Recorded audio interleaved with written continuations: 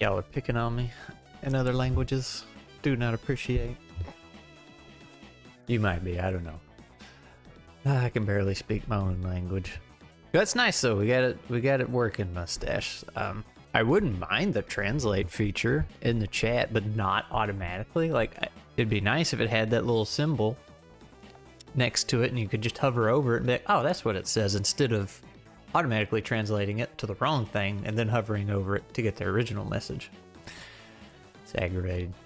Anyway, nothing really going on outside. What's up, Blaze? There's Smug and Professor X, also known as Grimwood Games.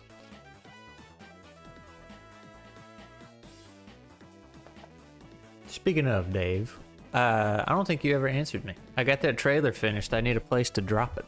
That way you can upload it to your channel. I got old Dave hooked up with a cool trailer for his Masked Paws game. Which, I believe in that project. It's gonna go somewhere. Is it windy out there? Is it? I mean, it's a little windy. I think Masked Paws can go somewhere. We just got to get you in touch with the furry community. But still, I think it'll be fun. I think it's a good change of pace. I'm excited to see where the Kickstarter goes. Well, say, Dave, you know, if you need some writing help, I don't charge too much.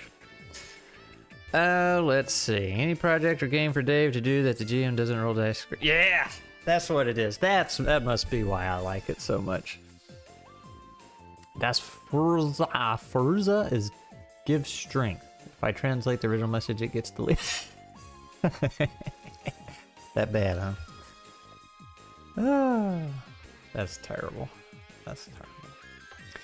Let's see. So, speaking of working on Masked Paws and whatnot, I feel like I had something else for Dave, but there is another lady I've been in touch with, working with on some editing stuff, and she is trying to, not so much trying to break into TTRPG editing, but she is willing to take that on, and she likes to expand what she does, and she thinks pin mode, prevent touch. What? I'm getting distracted by buttons. So she's looking to get into it. I've been talking with her, so I think we're gonna set up a chat with her. She also has a lady she works with that does book covers. So normally the editing she does is novels, but hey, writing is writing, right?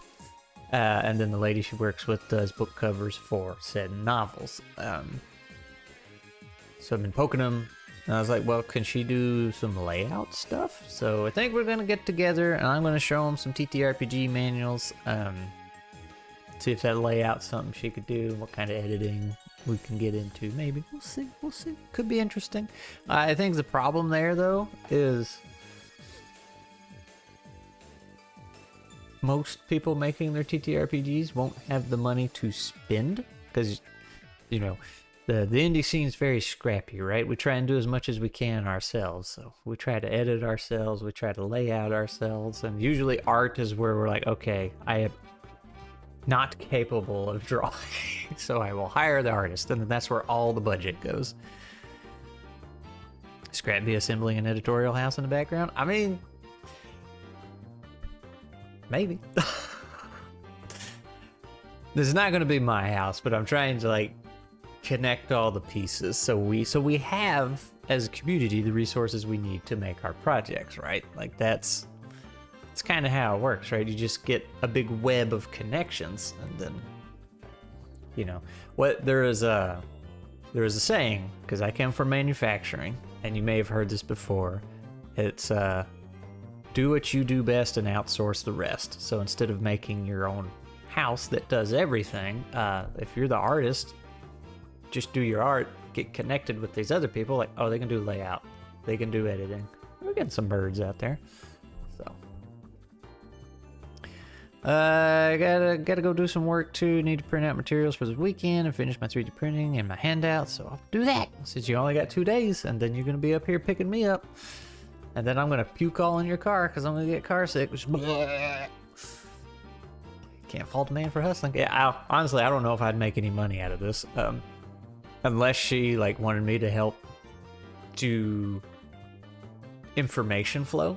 She would still be doing all the editing, but the only thing I could offer her is like, hey, you know, this rule needs to be over here because it makes more sense and blah, blah, blah, blah, blah. But she could pick that up as she does it more and more and more. So, like I said, it'd just be more for you guys. That way, if you're looking, you know, you get your project to the finish line and you're like, all right, I'm ready to polish this and get it out there, you know, I can be like, hey, here's so-and-so. They can edit it up and do you a layout. You got motion sick? Yeah, if I don't drive, I get super car sick. Now, if I'm driving, it's fine. So we're gonna see how well it works. Like I said, I got some. It wasn't Dramamine. I got something else. I'd never heard of it before. Let's see. I sent Mustache a picture. What was that called? Bonine? Bonine? Bonine? I don't know what it is, but we'll see if it works. I imagine I'd probably get motion sickness on a boat too. I've been on cruise boats, but you can't really tell those are on the water, except the one me and Glee went on. We hit some rough waters on the way home. Did not go well. Flying is fine though. That's never bothered me. But if I'm the one steering, be it plane, boat, or car, I'm fine. It's just for whatever reason, when I'm not the one controlling it, it doesn't go over well. So, you didn't miss anything, Wisp. We're just hanging out, watching the window, waiting for a turtle to come by. If it does, I'm gone. I'm just leaving the stream. You'll see me out there scooting them along. I was hoping maybe some of those big old crows or whatever would come by. But yeah, motion sickness, so. But like, we, here, let me pull it up. Because what I was going to say is that some TTRPGs I've come across, like, they're very nice, they're very good, you know, mechanically, they work, but it's like the book could have used some love.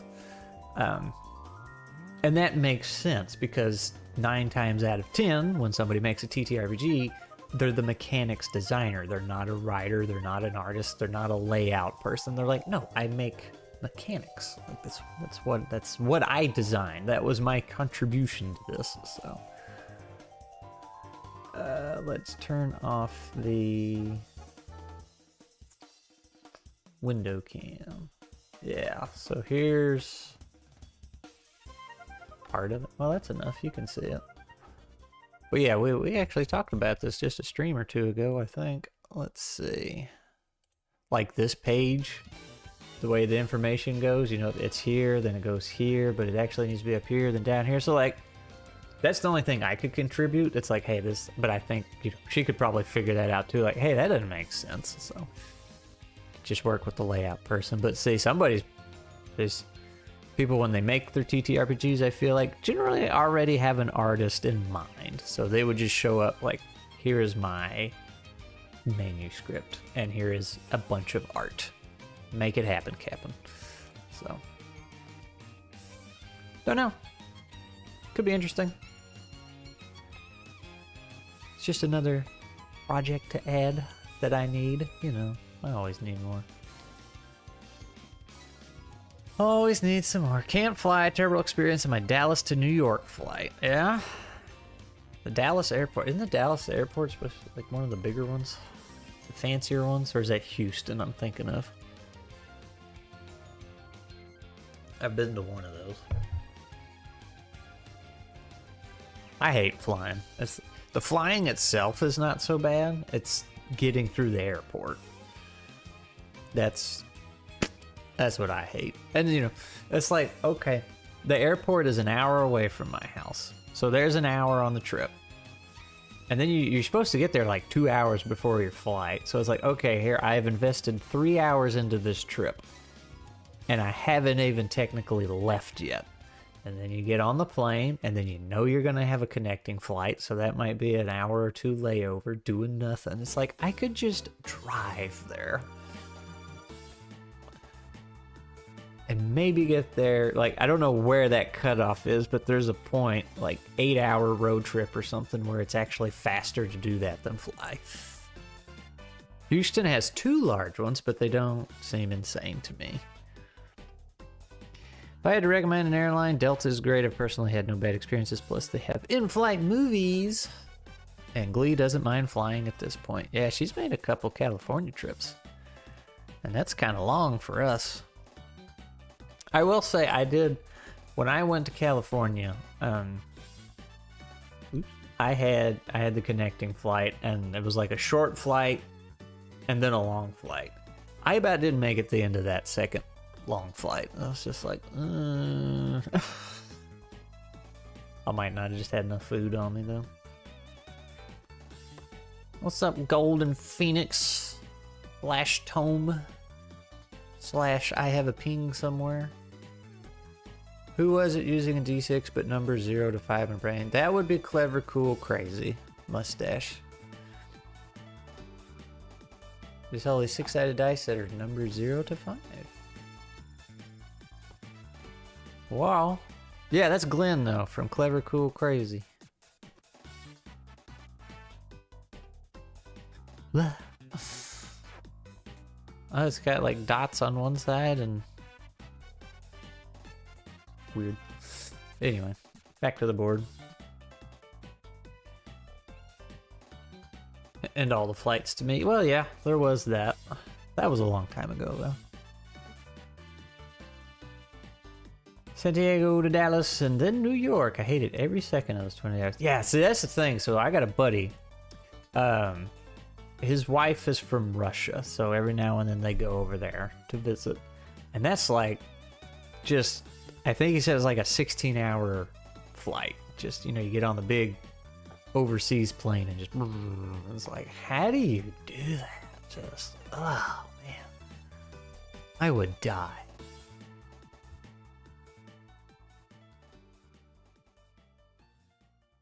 Was 16... Or is it 16 hours for the whole thing? Because 16 hours, one continuous flight. That's a long flight. Hey, it's that work and orc. I think the Borg have a vibe that connects to people who don't mind the chaotic layout. They have their audience. Maybe. Outside of Texas, I've traveled to Wisconsin and Halifax, Nova Scotia. Not counting layovers in other states. Yeah, I don't mind driving. And it's, if you're not, say if it's a business trip and like you just got to get there and you got to get back, that's one thing. But like if you're kind of vacationing or, you know, enjoying yourself, you know, it's kind of nice. You can stop at a place and hang out and then keep going. Or, you know, you stop, hang out, spend the night, then keep going to your destination. So like half of your vacation there's traveling and checking things out. 16 sounds crazy. Yeah, well, I couldn't do it. I don't think, because I don't say that the longer part of the California flight was, it was like 3 hours, I think, and I was just itching to get off that plane. Or not so much get off the plane, but just get up and move. It's just, you know, you got no leg room, the seats aren't comfy. That's the thing. If the plane was built more like a car seat, and you know, the cabin of a car where it's a bit more comfy, it'd be different. I could probably, you know, I could just lean back and sleep the whole way. But not in an airplane. This is how you lean back in an airplane, right? So let's say this is your setting position. And this is how you lean back. This is leaning. Like it barely moves. You know, and then my knees are jamming into the seat in front of me because I'm more than 5 feet tall. I don't know who they designed those seats for. Friggin' Santa's elves or something.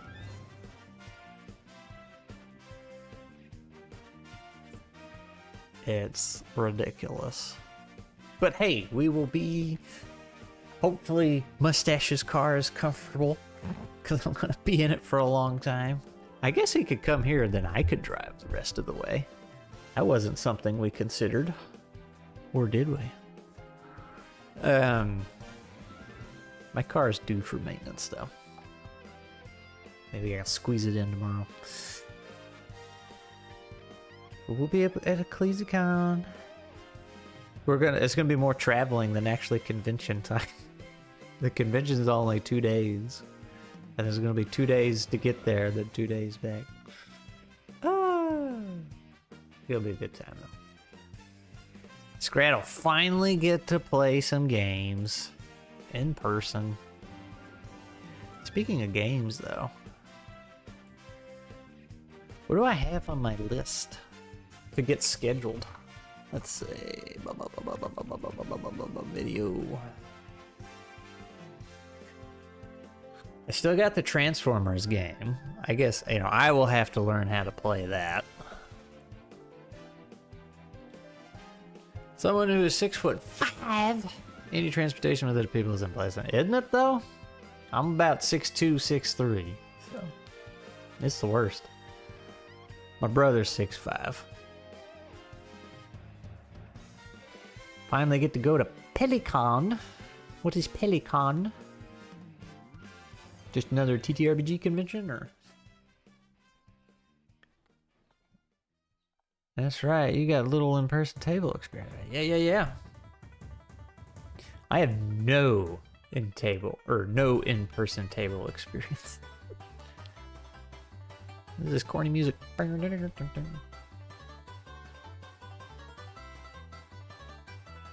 Oh, let's see. You know what? I put it in the description. I didn't know what music, and I had made a comment about Lords of Thunder. Y'all, this is a real album from a real game. Let's pull it up. I don't know how pleasant it'll be to listen to, but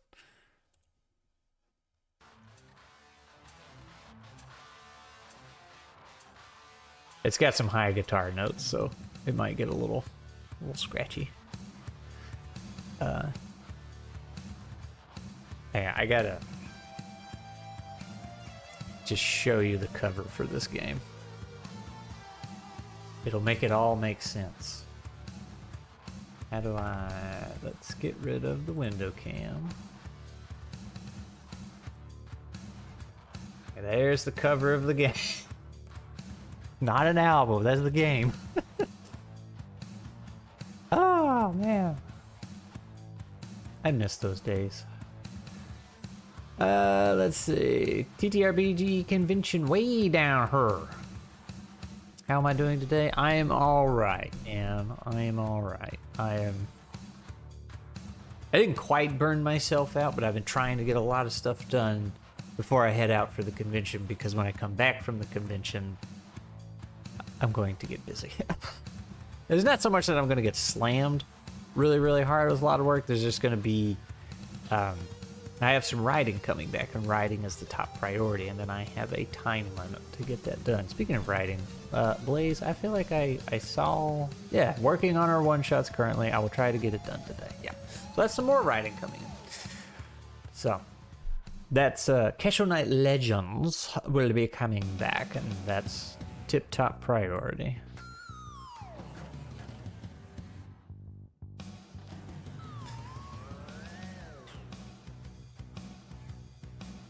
So in other words, I'll be obsessed with that when it comes back. It's like, I gotta get it. The pressure will be on.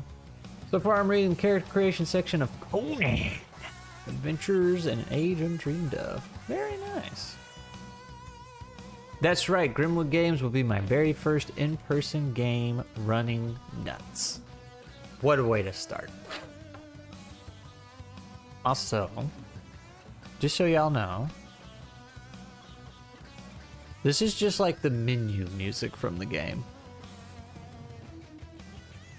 Well, I saw it blaze and then got distracted, started something else, and I worked my way back there. Rad ass cover art, isn't it though?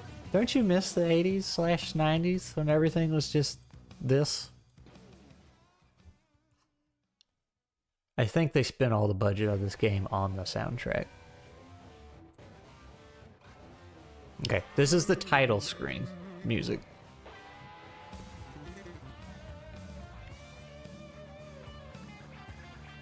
The whole game is like this. It's so good. Ah. Almost 2 meters. How's the weather up there? Oh wow. Almost 2 meters of what? Snow? The weather right now is... It wants to storm, but it's nice. It's 83 at the moment.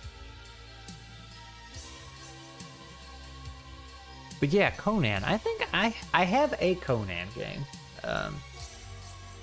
Mister, I barely know. Let's see. What do I have? Official material. I have Conan 2D20, which is what the name of the folder is. Where's core rules? Here we go. There's a lot of stuff that came with this. Adventures in an Age Undreamed Of? Is that what you said? Hey, I have that too, smug. It's quite bigly. Why do I have so many different things? Oh, it's a map. Good lord, that's gonna take forever. OneDrive has gotten so slow. You weren't born yet in the 90s. Ah, terrible. You missed out on a good time.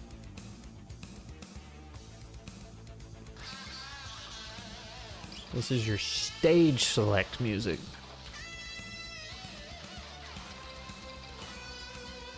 Probably not the whole budget. There's much more garage bands with decent idea skills.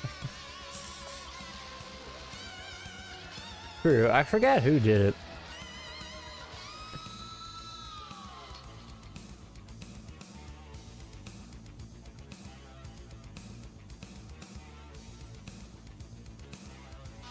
Alright, give it a few more seconds and it'll finish downloading so I can open the file. Yeah, I've bought a few bundles and gotten some good deals on stuff, and I have a bunch of TTRPGs I'm just sitting on.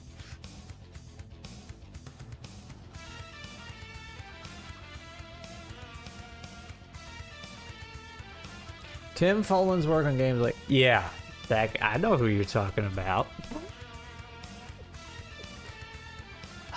Is Tim Follin his name though? I thought it was something different. I'll tell you, the guy who did the Donkey Kong soundtrack, he goes pretty hard too. Like, he's made some really good tunes.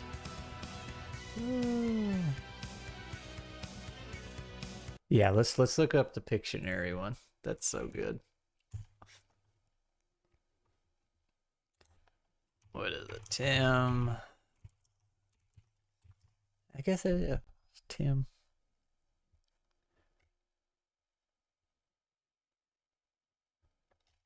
Was it, which one's the famous one? Is it just the title? Yeah. Yeah, Tim was the guy that did some really weird stuff with the NES music.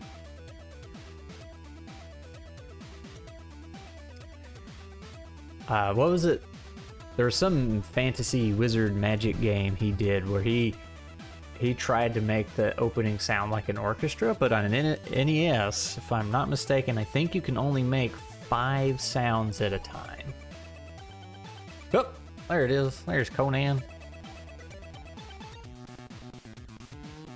So that was really hard to do, an orchestra with 5 sounds at a time. Here's a brother too, so that could be it. How big is this book? 440 pages. Oh my. Yeah, more PDF games than I'll ever get to play. You want more? I mean, they're usually pretty cheap. I don't know what to think about my TTR, your PDF folder. Yeah. I can, you know.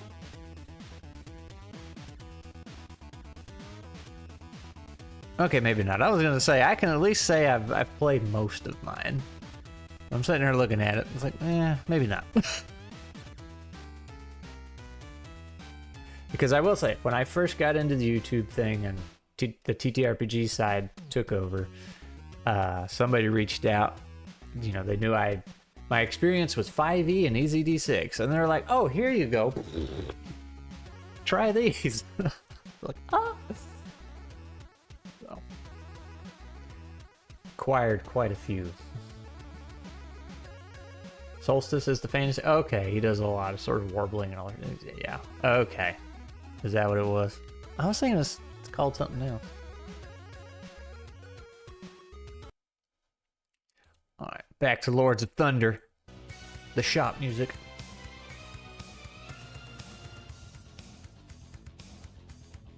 I used this at the first campaign I ran. That's how I discovered this soundtrack. And I was showing it to one of the players, and it's Craig. He said, "Yeah, man, that's some good battle music." I said, "Yeah, that's the shop music from the game." And he didn't believe me. I collect derelict scans of old TTRPGs too. Ooh, definitely haven't played some games almost twice my age. Alright. So, like, how deep are the rules here? Characters, step 1, step 2. Skills and talents is like 30 pages. And then some rules. But the rules chapter is like 8 pages long. Well, then it goes on action scenes. Actions and attacks, movement, terrain, making an attack. Well, that's a lot of text. Movement range and abstract zones. I like abstract zones. Distances. Miniatures, movement and terrain.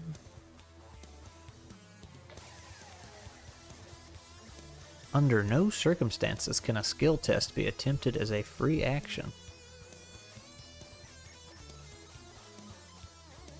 Falling, swimming. There's too many rules. Alright, we can go back to a Mario Kart goofiness.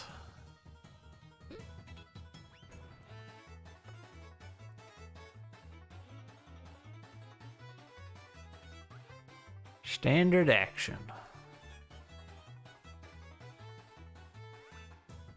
Yeah, it's too much for me.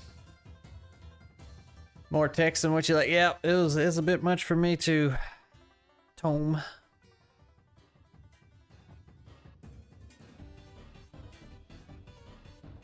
Too much for me. Let's see, what haven't I played? Well, that was the whole reason I was or what I was doing earlier. I was looking for the next thing to play, which is the Transformers. The Transformers one's a big book too, and it seems like it has a weird system to it. Armored battle frame. That's just like a trifold. Matter of fact, I'm pretty sure I popped that one up on stream before. Armored battle frame right there. Yeah. This is just a little game. And it's free. You can go get it. Can I...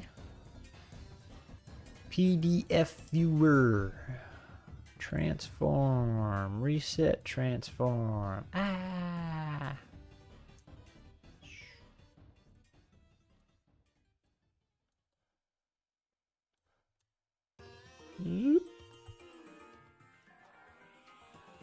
Well, that works for this one. It might not work for the next one I open,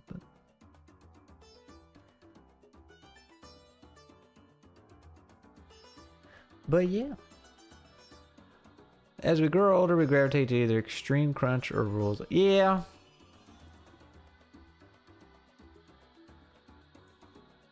And I feel like the older players either, you know, they just stick with that game they know, but when they start branching out to other things, they start leaning rules light. I don't think I've seen older players go crunchier.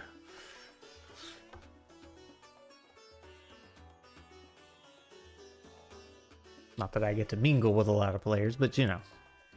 31. I was being a bit hyperbolic, though. I do have a first printing. I'm expert in second printing of basic.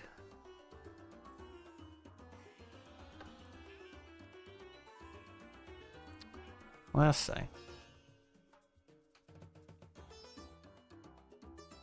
Roll d6 to see what happens.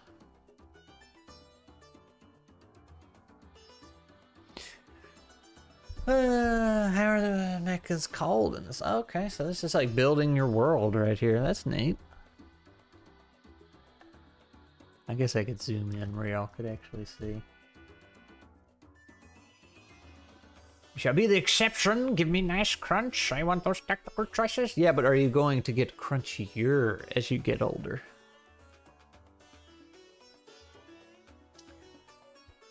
Your group of pilots has been fighting together for a long time in the same team. Choose an option.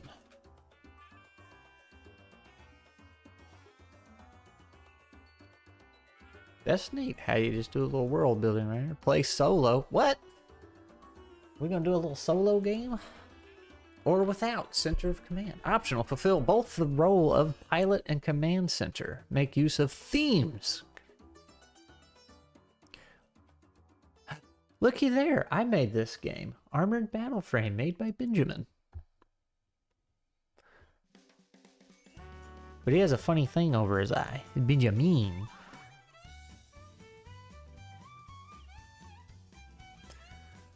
Probably not Cruncher. Yeah. See? I still haven't read it. I haven't read it since your last show. It looks fun. Not quick. Well, let's dig into it, Wisp, since we're here. Alright, so center of command, so that's the GM. There's that word, verisimilitude. Battles are exciting, but calamitous. Offer opportunities to develop pilots' arcs. Elaborate based on decisions and answers. Blah, blah, blah, blah, blah. Performance. Make your plan. Each pilot sets a goal and describes their maneuvers. If there is a risk, each pilot rolls 1 die. Roll 2 die and keep higher. Okay, so advantage, disadvantage. We're saying cooperation. If only one pilot rolls for everyone. Competition, higher result wins. If equal, tie. Twist! Before resolving the effect of the die, you may reveal an integrated system or special loadout to perform a feat.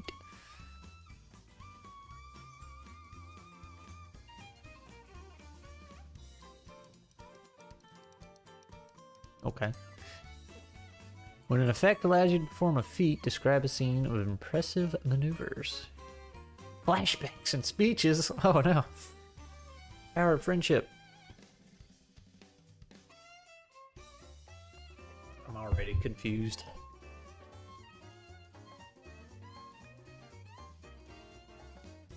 The GM, our command center, has a maximum amount of pressure equal to the number of participating pilots. At the start of each mission, restore your pressure to maximum.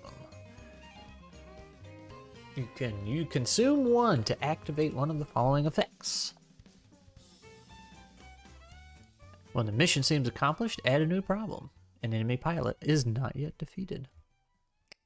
So if you have like 6 players, the mission can be not finished 6 times.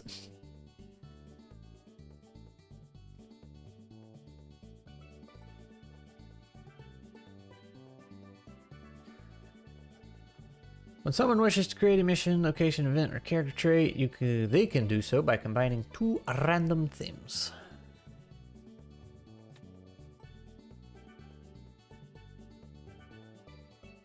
Oh, you roll a d6. That chooses which side, and then you roll another d6. Alright, so if I rolled a 4, I'd be over here, and then rolled a 3, it would be Aftermath. And then I have to roll again. Oh. Oh, answers 1 to 3 affirmative, 4, 5, 6 negative. Alright, so draw your pilot. Oh, we can draw that. We can do that.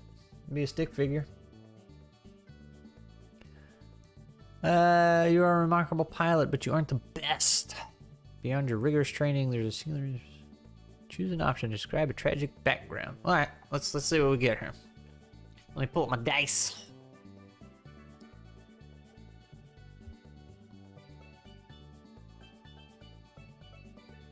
I gotta boot up Steam.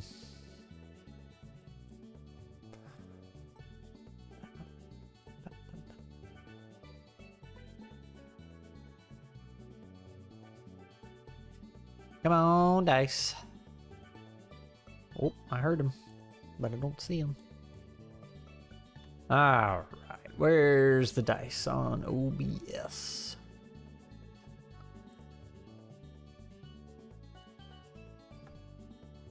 Uh-oh.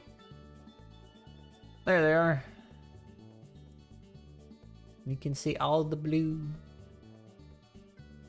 We can get rid of that real quick. Let's do filters, chroma key, blue. Ta-da. Ah, it didn't quite work. Can we do this? Ah. All right. Let's do green. And then let's go over here. Settings, environment, chroma green. There we go. All right.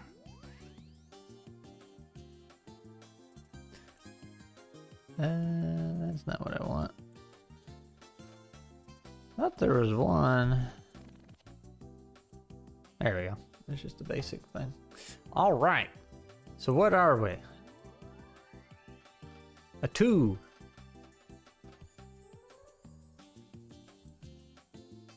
Let's see what we get here. Well, veteran survivor. In addition to piloting, your training includes. I need a different color die.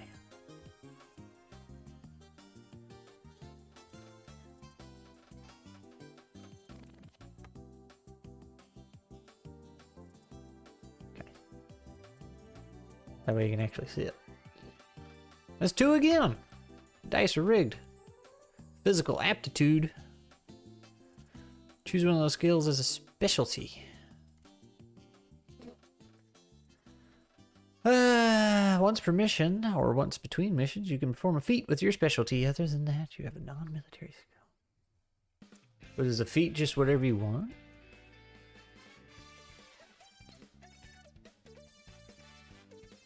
Look somewhere between being in the early 2000s, early 1900s. Hopefully with me reworking my room, I can run something for scratch soon. That's right. We gotta play your game. Maybe something fun and niche like Blood and Bronze. Yeah, it's pretty neat for just piddling like we do here. It's pretty handy. Yeah, we gotta run your game, man. Also, Wisp, didn't you take up we were joking about it a long time ago. I think it was just a game about all barbarians. Oh, that was you, wasn't it? Hang on. Where's Acorn sharing?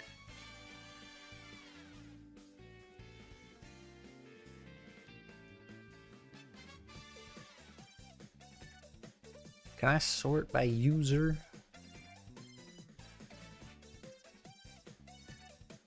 I'll just look for a blue name. Immortal to proven elsewise. Yeah. That's another one you gotta finish and we gotta play.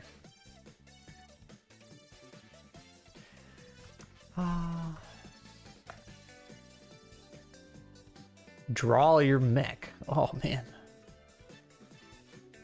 It's humanoid. Select a color scheme. Whoa. I still have very mixed feelings about trifolds. I feel like what happens with them is either the game is so light so it'll fit on a trifold that it's pretty much just roll a die and make something up. Excuse me. Or they try to squeeze so much on one page that you just constantly feel like you're missing. There's a lot left to assume, you know. There's a lot of missing information. Oh, it's closer to done? Shoot, yeah, man. Immortal to proven otherwise, or elsewise. Excuse me. All right, it says feedback wanted, but it doesn't say Squirrel safe, so can't talk about it, man. It's a top secret project. I'm scrolling through it though.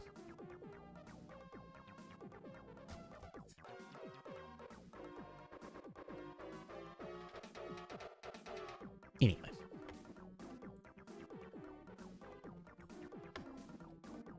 What else we got going on? Adventures 2.0. I don't know if I actually play that one, so I did reach out to the guy who made Adventures because Adventures, he is also making a solo version or book for Adventurous.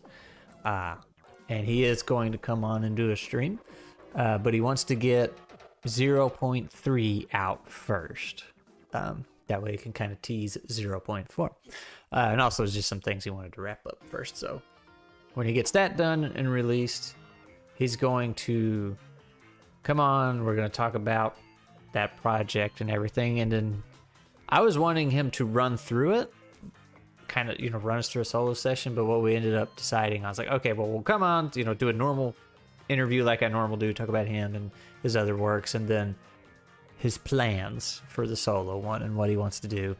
And then he said if there's enough interest, he'll come back for a second stream, and then that'll just be a session. Like he'll run a front to back solo session of his game, which I think will be super helpful just in general, because I know there's a lot of people out there that kind of want to get into the solo thing, but don't. They're just like, how do you start? And every time you look up a video, or, you know, when I say every time you look up a video, I mean like the 3 times I looked, it's like really long videos that just explain all this stuff. And it's like, it's not that hard.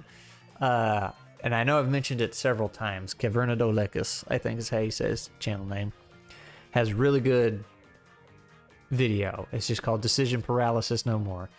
And it's like a 20-30 minute watch, I think. Actually, it's shorter than that, maybe. I don't know. But anyway, he just plays a game. He just grabs a D6, a piece of paper, and a pencil, and he's like, that's all you need, bro. And just goes through it. And he's like, you can use a system of your choice, but like, this is the general concept. And it's so good, because I've watched it 3 or 4 or 5 times. Because it's just the way he goes through it. He just, basically what he does here is he gets his D6, you know, you pick a setting. It's like, okay, what am I doing? Fantasy? It's like, sure. You decide on your setting, right? And then, trying to get a pin here.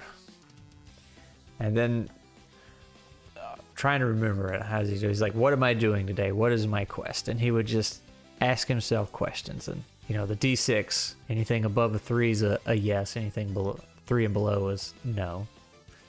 So he's like, all right, am I going to go save somebody? Boom. 2. No. Okay. Am I trying to recover an object? Also no. It's like, all right. And I don't know. You just keep going, right? You ask yourself questions, and then when you finally land on something that's a yes, you're like, okay, that's what I do. And then when you're out fighting, you know, it's like, okay, do I have an encounter here? Or, you know, it's like, where am I at? You know, you're in the forest. I really need to go watch it again. So you could start, like, here's the town you start in, and then you go out, and then you have a hex crawl kind of thing. I guess that's what you could use. But again, he was just D6ing it the whole way. So he's like, all right, you know, is it a woodsy, foresty area? Yes. Okay, we're in the woods. So that's when he'd be like, draw my happy little trees. Look at there, happy little trees. So that's your first stop. And it's like, okay, do I have an encounter? And then you say, sure. Well, we'll assume I rolled a yes. And it's like, well, what do I encounter? So that's when you're like, okay, a 1 is tiger. Just start making stuff up, man. How about a rogue wizard? A wizard. 3, a bear. 4, bandits. Yeah, you just quick write something down, and then you roll. I probably won't. Yeah, I was gonna say I'm gonna get above a 4 because I didn't pick anything. But you get the idea. You just ask yourself a question, the die yes or no, and then when you're rolling something up like this, just come up with like 3 or 6 options, and boop, roll. Just keep going. It works pretty great. Let's see. Dead equals 1, else immortal. It's like 10 pages currently. Maybe next weekend I'll get that squirrel safe level. Immortal till proven otherwise is the hillbilly's yacht. At least from where I'm from. The type of idiom speak before someone tries to mount a bull because someone told them no balls. That's right. Oh, my dice are still on the screen. Also, if I stretch this... Oh, no, it's just not cropped. I guess we could fix that real quick. Temp dice. Whoop.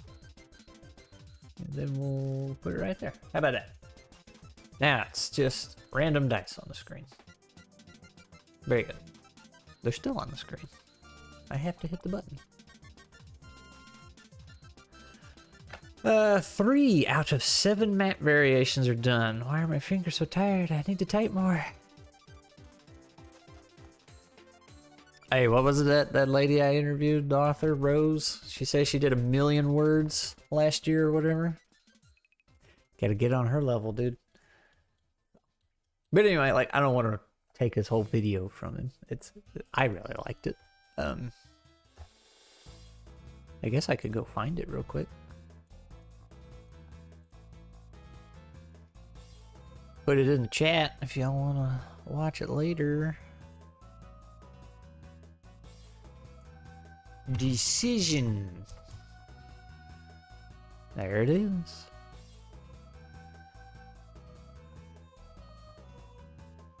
Oh, it didn't copy anything. Okay. There you go. There's a video in question. If you want to go check it out, tell them Scratty sent you.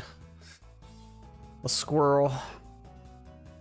Really, I want to do more with the solo guys, because I know there's a big solo community, but like, it's kind of in the name. They're all just doing their own thing, right? So they don't exactly get together. But I would like to do some more stuff for them. And a million. And a million. I think that's what she said. She did 1 million words. And she agreed it was too much, but she did it. It was a lot of typing. I have to say, the best advice for solo play is not to try and please an imaginary audience. It's just you. Yep, that's the thing, man. And I've done it a couple times where I've just, I'll just have my, that piece of paper, notebook paper, the D6, and then the pencil. It's fun. Just scribble away. Of course, I was playing in nuts, so I had to have some D12s. But yeah, you can easily you get lost trying to make everything just right. And it's like, dude, it's just you. Just make something up. It's like, literally nobody cares but you, because it is only you. So I need to do it more often. There's a lot of times I'll be like, I want to do it, but usually when I'm in the mood for solo, it's like end of the day and I'm tired, and it's like, I don't even want to have to think. Just roll me. I have an Excel file I made that for nuts to play solo. It just rolls stuff up for me to do. Because my brain's spin. I don't want to do nothing after that. She did. Remember hearing about some collaborative hex crawl map a while ago with people submitting keyed hexes to this big... I think I have also heard about that. Or something similar, at least. Perfection runs everything? Well, it certainly doesn't help it.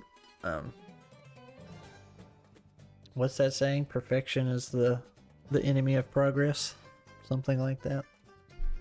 There is an art and a skill to learn in saying good enough and moving on. And you know, it's a good problem to have when you want to get things right, but it is a problem.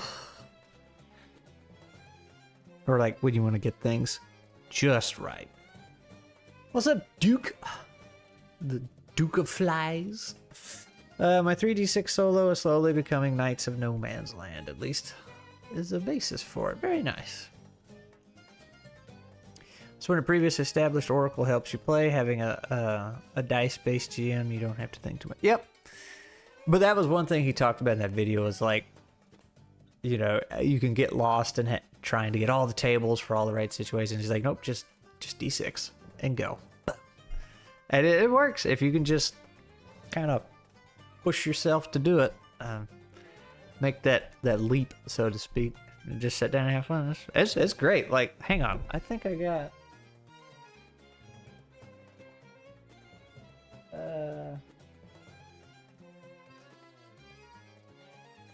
because I did this a good while back, and I was like, I should make a video on this or something. Yeah, there it is. So let's see if I can decode what I did. I accidentally smudged my mountains away. So I was playing nuts. The quest was to recover a magical cat for some reason. I think it was like earlier I kept hitting no and I was running out of ideas. It's just like, all right, we're saving a magical cat. I had my character over here. So I left town. And then the first stop on the map, like this little linear map kind of thing we were doing, it was, well, here, let's do this.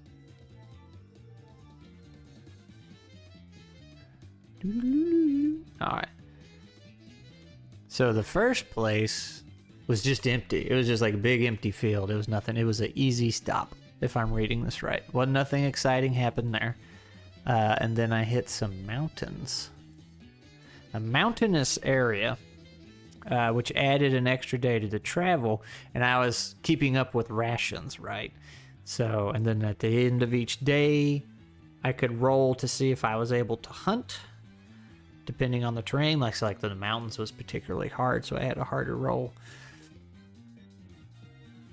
Your world building right now. Good luck on this. Oh man, you gotta tell us what your world building. You can't just drop in and say your world building and skadoot.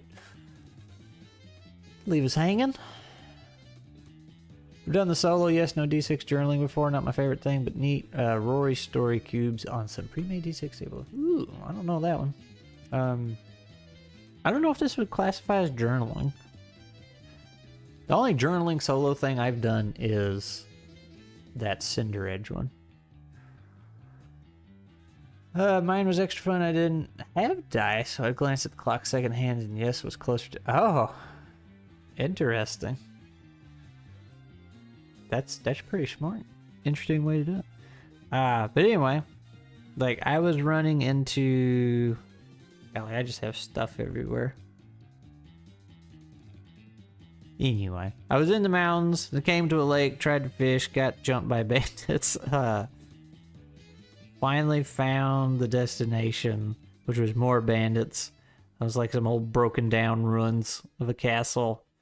And I decided it was too many people, took a detour, hired a bunch of villagers nearby, and then we raided the ruins, killed all the bandits, saved the magical cat.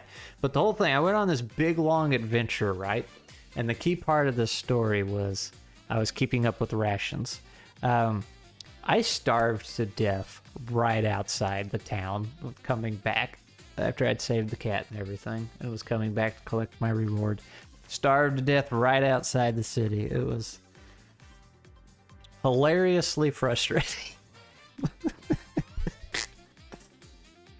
Oh, but yeah, this is just what I don't know if you can see it. This is just what it looks like. It's just a bunch of scribbles. It's fun, easy. Just a bunch of nonsensical nonsense. And then I gotta put this out here. This is secret stuff. That's Kesho and I Legends world building. See, sometimes, you know, you just can't world build at the computer. You gotta go back to the old paper and pen.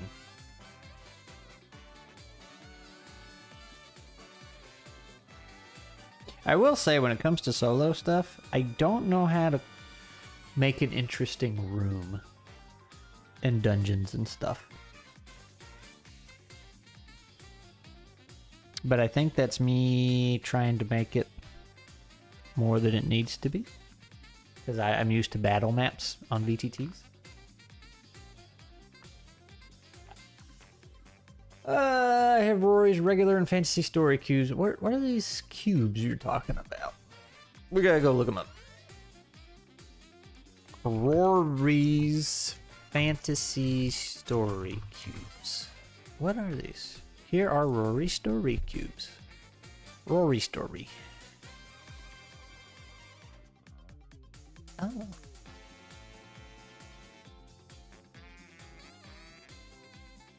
Just roll up some random things. That's like buy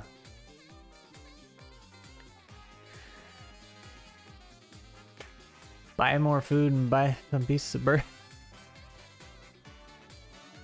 Well, I think what happened, if I remember right, like I had a lot of rations on the way out and was getting really good with hunts, but then on the way back I just rolled bad. Dead. We smoking that world building, those splitting rivers, solitary mountains. It's 1 inch from the middle village. They ain't gonna, that's right. A fun scenario for settling is imagining you're an explorer mapping a region. That's a good idea. Wallet dungeons is a nice small system for making dungeons. Oh, okay. Well, here's the story cubes. Harry Potter. What is these? Just regular story cubes?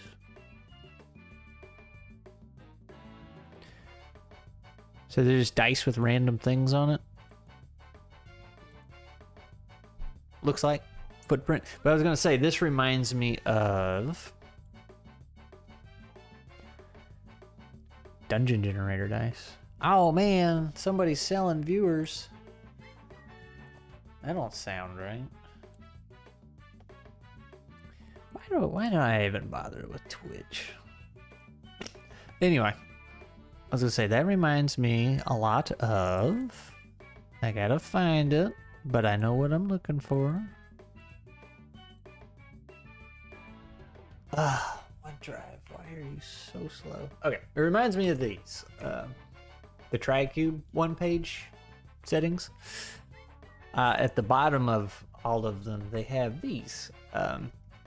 You roll 2d6, and then you get this, you know, basically a random picture, like what was on your story cube dice. And it's up to you to interpret what that means. These are really fun. They're meant for twists, not the whole story in general, because the one page has stuff on it already that you can roll up to see what you're doing and what your goals are. But you know, like there's Sabretooth. It's like, oh, maybe you just encounter a Sabretooth and it's trying to kill you, or maybe you encounter one caught in a trap and you can befriend it, or something else, you know.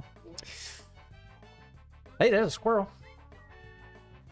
I made it into one. But these are super fun for twists. I like these. They're just super cool. TriCube just continues to be very good. I bet I'll sound pretty edgy. I don't know, the Duke of Flies, that kind of name? Not too edgy, but here goes. It's a dark fantasy set after the ridding of the Demiurge. Did I say that right? With the help of a real old omniscient AI. I can speak English. Explores how people will rebuild untethered. Chat, I'll just keep scrolling when I'm trying to read. Inspired a lot by Castlevania. Ooh. I've never played Castlevania, but I like it. I missed out on that growing up. Just never got them. But that is one thing I feel like I missed out video game-wise. But that doesn't sound edgy to me. Sounds pretty cool. Planning on doing a solo ttrpg playthrough on YouTube in the future. Oh, neat. I've thought about doing that too. I'm like wondering, like, just doing a little solo, maybe like a streamed series. Just, you know, it's like, all right, let's go play some solo, and you just hang out instead of the Hangout chat, or on something like the Hangout chats. It's like, yeah, we're gonna hang out, but we're gonna do some solo play. Chat influenced solo play. Dungeon morph dice are fantastic. For good battles, one difficult terrain, one impassable thing. Interactive. Old temple with thick growth.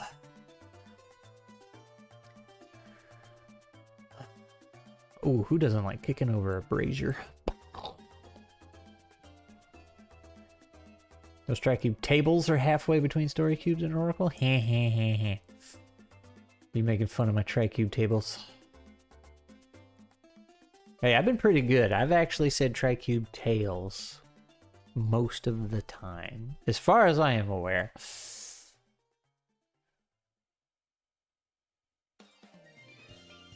Gnosticism really hit fantasy writers like Pasta Base. Hey, what's up, Cyros? But I think the solo thing could be fun. I'm wondering how much it would, like, you know, would I be adding another project thing to do? Bandit's Keep has done the solo mapping thing with the outdoor survival map. The Joy of Wargaming. That sounds familiar.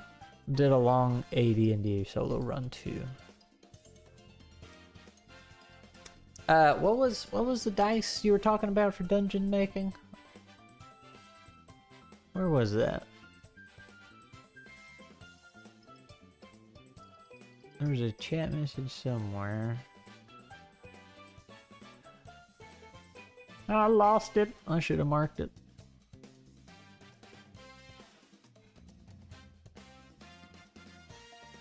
It's gone. I thought Kazdog said it.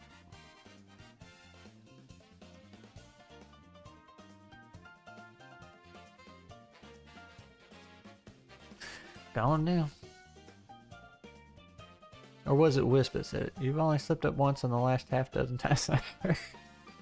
But did I catch it? Or did it just completely whoop, go by unnoticed? Break at work, so you got me for the next 8 minutes. Woo! Well, we're looking up weird dungeon building dice. Solo streams, but we make tables for 10 minutes and then you play. Ooh. That's what we did with, which, you know, I still need to finish, the Mega Man X2 Mavericks to Monsters. Like, you guys made, or we all kind of pitched in ideas for, I think it was a D10 table of different settings, and that was what the dudes were based off of, and that was cool. That was actually a really nice table. That's what it was. Dungeon Morse. All right. Let me go.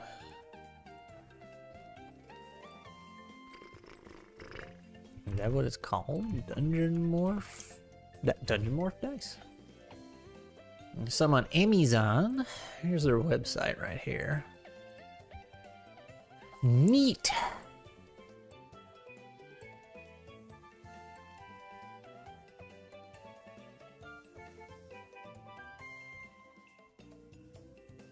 Oh, do they all can? Oh, you guys can't even see it. There we go. Do they all connect?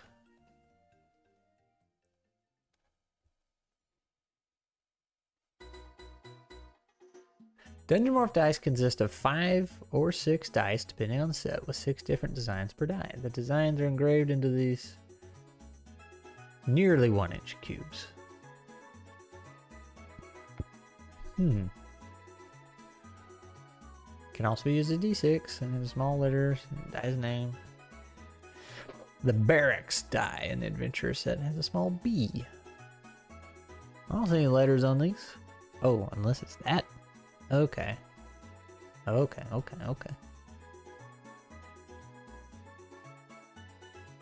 Geomorphs, but dungeons. You can get them on dice or find PDFs with tables and morphs. Yeah, that's neat.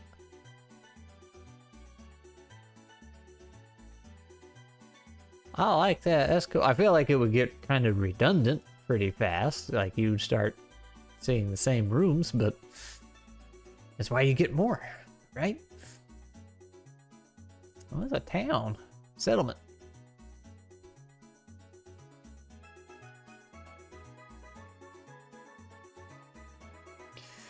Connecting is what makes them morphs. Geomorphs exist for overland. Okay, okay.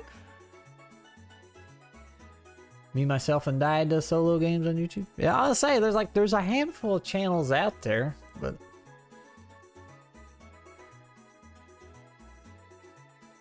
very niche.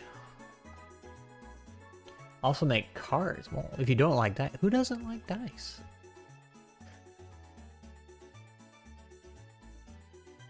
How do you play TTRPGs and not like dice? What's wrong with you, man?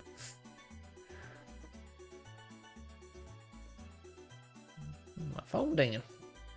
No. These are cool. I want some. Let's say they do have cards.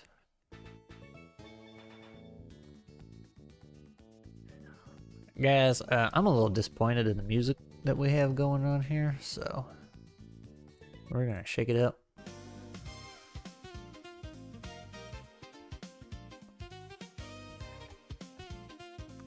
Dungeon Morph, Adventure Explorer, Spelunker, 2.5-inch cards.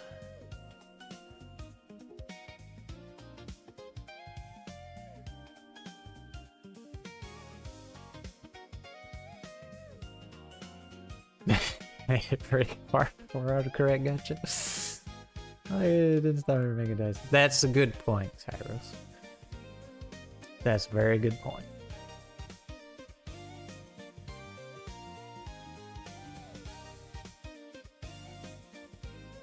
Yeah, because dice, you get to shake up your dungeon and roll. So wait a minute, if we... Okay, so you can...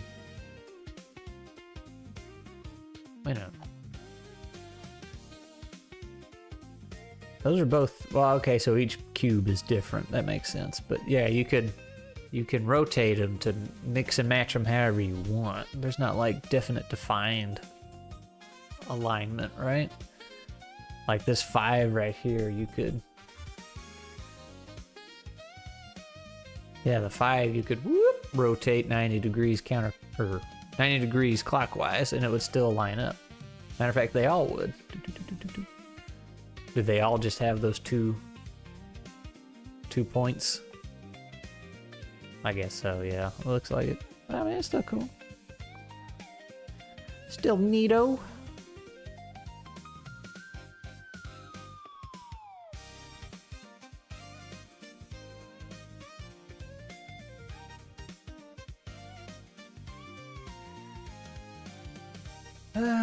Hey, I'm thinking of making a kids TTRPG where you have to guess the number of hands behind the GM's back, 0 through 10. Dice aren't always a good fit. Guess the number of fingers with hands behind the GM's back. Easy, it's 2 hands.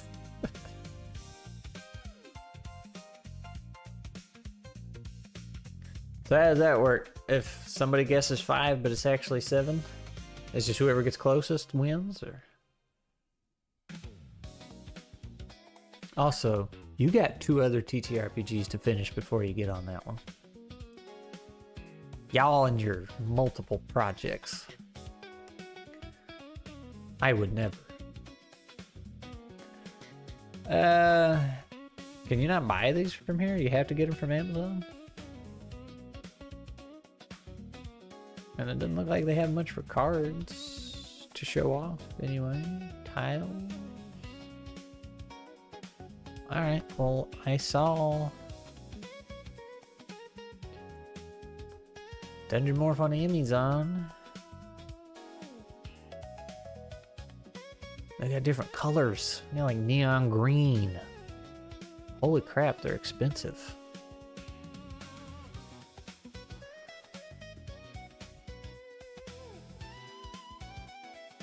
Those are like $20 to $30, man.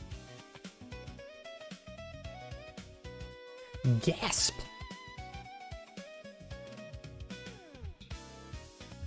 for one little set of 5.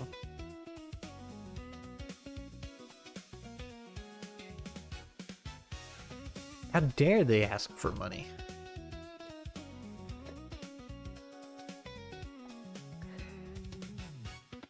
Abilities let you add or subtract from your gift. Okay.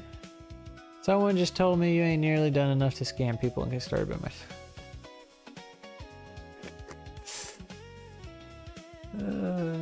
Expenses another reason to get a tile. Yeah, you know, that's a lot of detail on a little die. I guess I meant 1 inch, but still. Imagine that racks up some cost.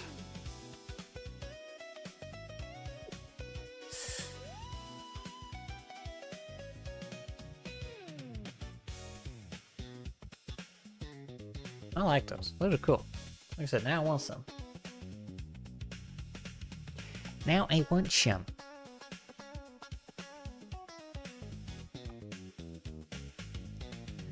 There are also generic dungeon dice. Those are usually... I think I saw... Oops.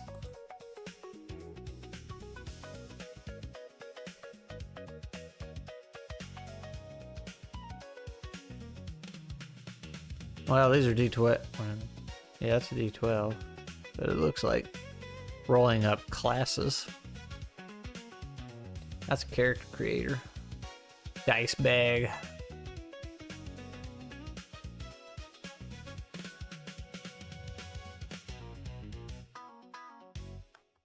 Where is a tri-cube thing? Excuse me. There we go. They're bad for... Hey, I have not spent much money on ttrpgs.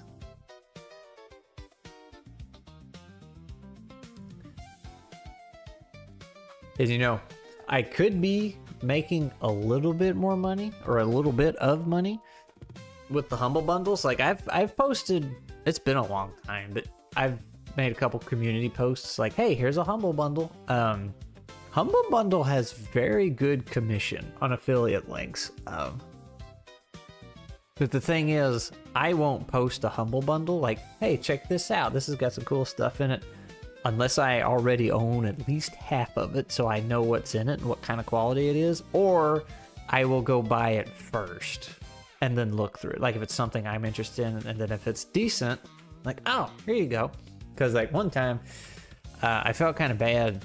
I got a Humble Bundle that I thought was pretty good.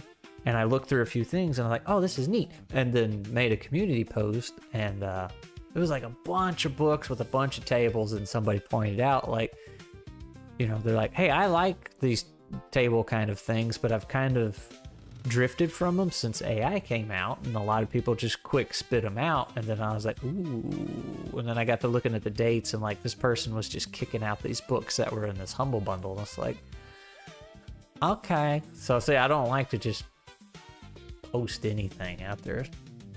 So I will, if I'm familiar with what's in there, I'll post it.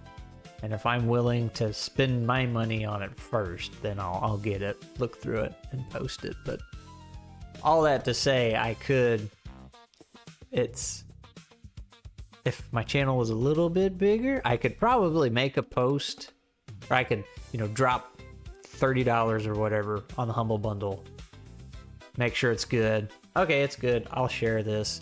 And then I'll get enough traction from a community post that will pay for the next bundle. So it just would feed itself. It wouldn't actually make anything, but, and the whole point of that was the hobby is taking care of itself.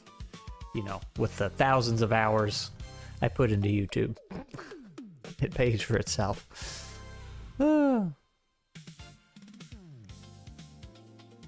Spent too much on this hobby. Too many fun dice. But yeah, like I've spent a ton of time, like obviously with the YouTube thing, but that was, see, that's also for the writing to build a community. So it's like, I'm in a pretty good spot. It takes care of itself. Now, if I had a job to go to, I wouldn't be able to do all this, but Beep, beep, beep. Phone's going beep, beep, beep. So let's see. Let's do this. Do we remember how to play Tricube Tales? What if we did... Roll on the following tables to generate the latest scenario. Alright. We're a caveman, guys. Boom. 3. Deal with rivals. And a forest or woodland. While dealing with a trap.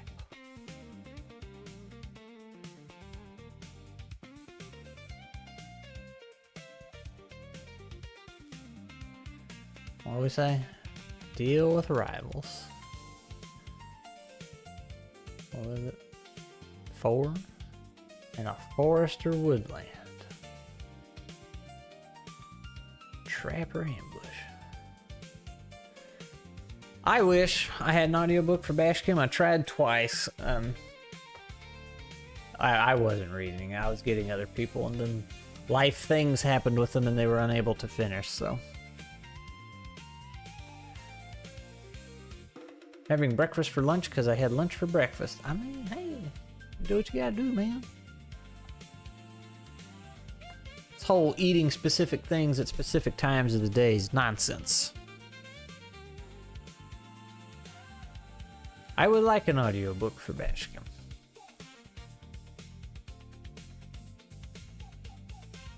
One day. Have dice on the screen.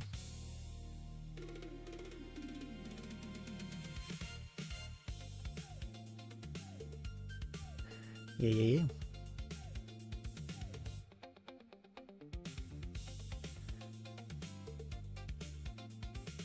Describe your other game. Oh, these are for... Yeah. Never mind. You are Unga of Tribe Blunga. Unga Blunga. You trade skins from Megafauna for the lumber of Tribe Bunka. Hey, man. I'm down. So the next question is, we gotta choose a trait if we're playing Tricube. Agile, reflexes, dexterity, strength. Brawny. I'm sorry, stealth, not strength. Brawny is strength, athletics, melee. Crafty covers smarts, charms, alertness, and mental social combat. Which one are we gonna be? Agile, brawny, or crafty? I feel like all cavemen are brawny, but...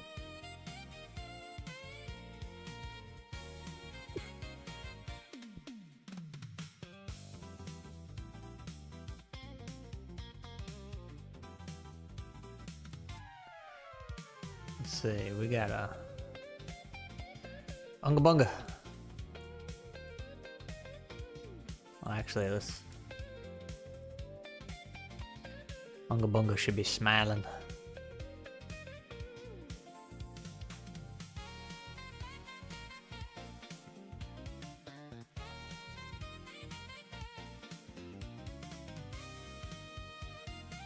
I don't know why he's standing like that.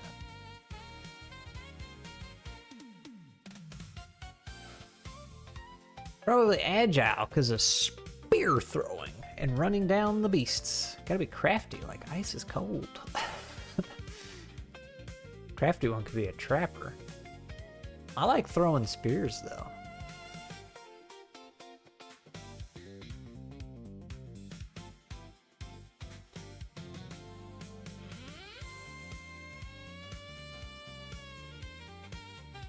Big spear.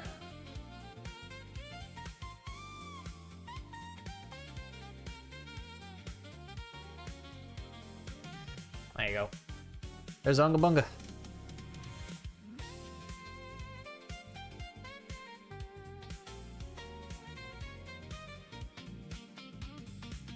Do make a good case for crafty. Trapping was how we killed him too. Oh man, is it gonna be crafty?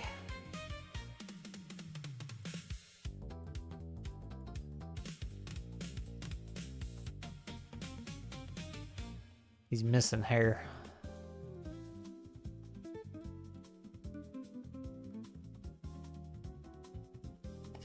Give him some wicked sideburns.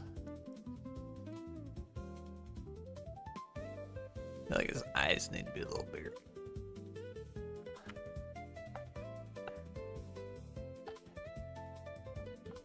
All right, crafty or a trapper? Crafty or agile? That's what I'm trying to say. Are we gonna have to roll for it?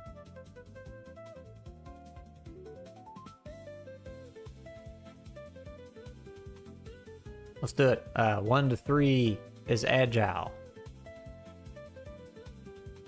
And 4 to 6 is crafty. Is agile. Yay.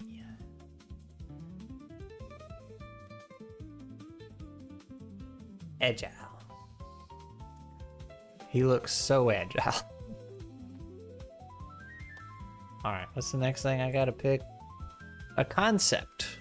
Warrior, storyteller, shaman, healer, tracker, crafter, or forager, or something else. Somebody said spear thrower.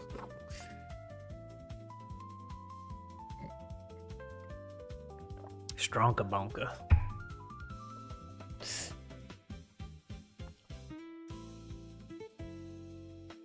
One, two, three, four, five, six. Oh, there's 7 there. We have to pick a concept, which is what we are, and then we have to pick a perk and a quirk. So perk is something I know, because I'm agile, I already get, I'm already good at range stuff. So I don't have to say, like, I'm good at spear throwing.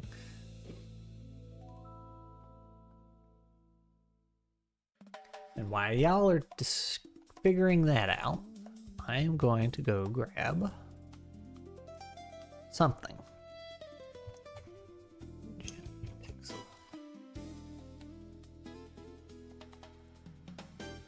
I don't...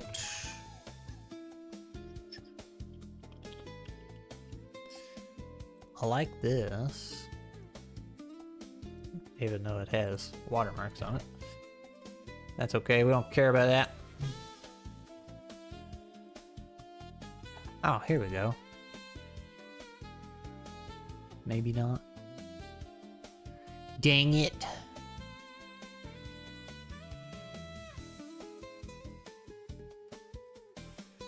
Let's do this.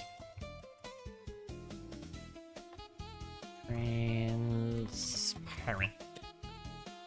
Why is this so hard? Bruh. This should not be that difficult. Break out the D7. Tracker, probably. Okay. I mean, that sounds cool.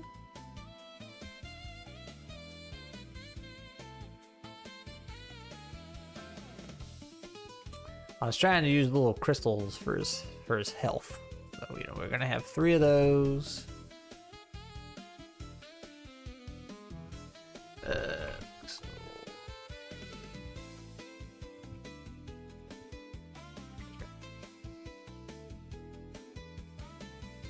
And this can be our karma.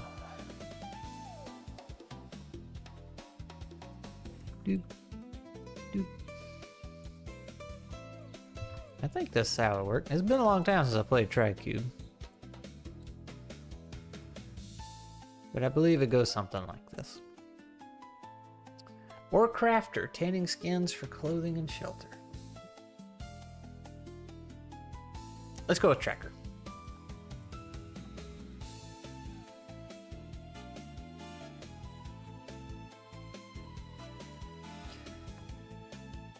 Done with the notes. Oh, is that what you sent me?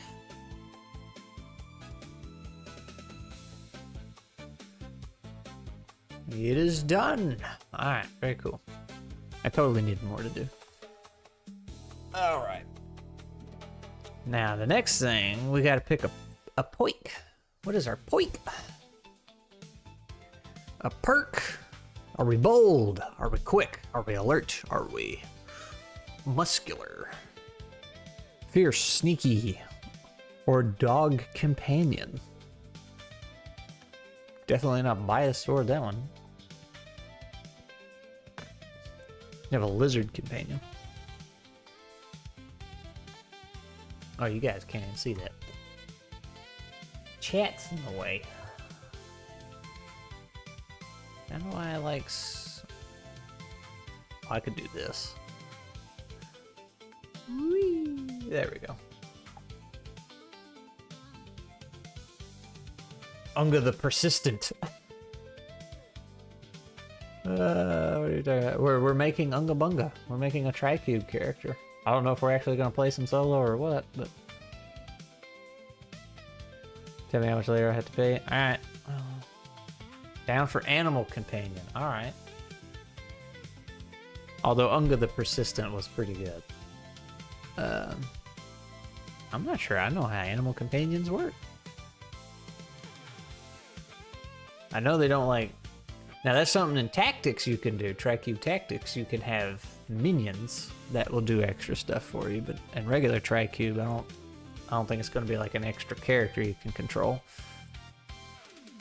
What do we get? A dog, a wolf, a weird lizard? That's not how you spell companion.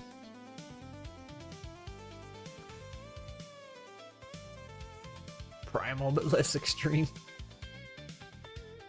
Alright, now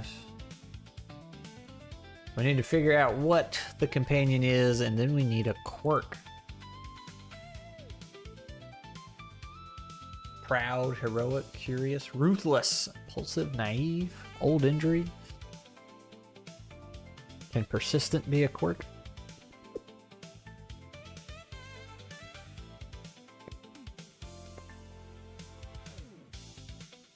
Dense. Unga the Dense.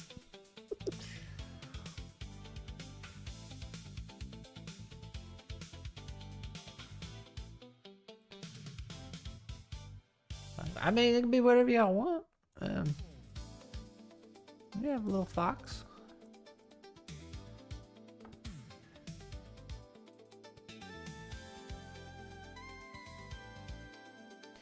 Now we could break out the whole Tricube solo thing with a deck of cards and figure out how that works. Dog, wolves, and wolves.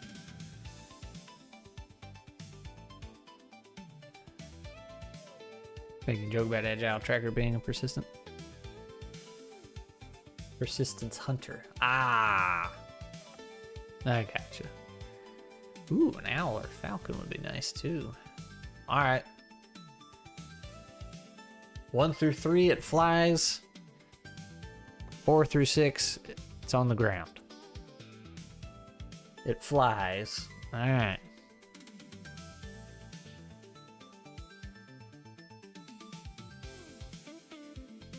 One through 3, it's an owl. 4 through 6, it's a falcon. It's an owl. Alright.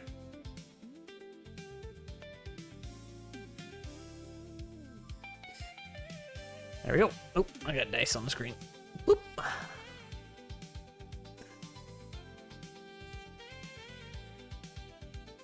Alright, now we just need a quirk. And while y'all are thinking of a quirk,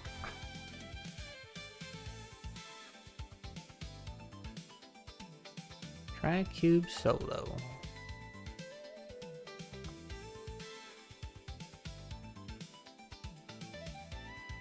Yeah. Unga the Shadow.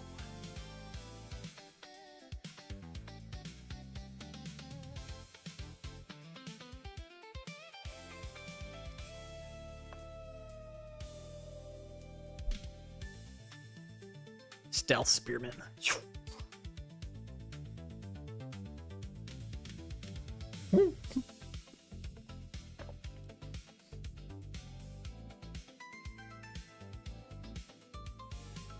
Kinda does, doesn't it?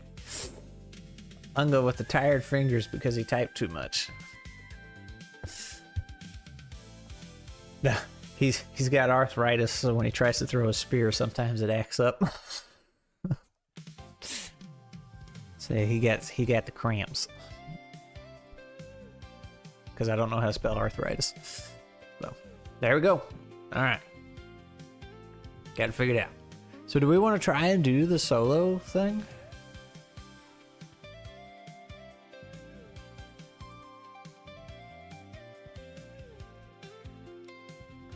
Let's see. So this has a deck of cards.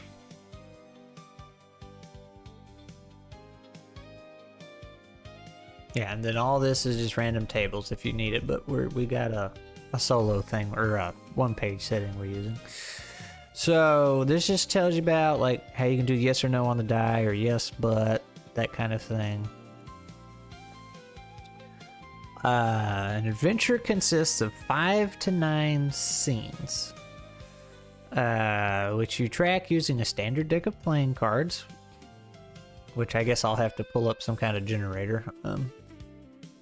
Track using a standard deck of cards. It is up to you to decide when you're ready to proceed into the next scene of the story. For every scene, including the opening scene. Here, let me do this again, so y'all can like see what I'm reading here. For every scene, including the opening scene, draw a card. Place it face up in front of you, then look it up on the random tables scene, which is down here. And I'll tell you what, we'll put this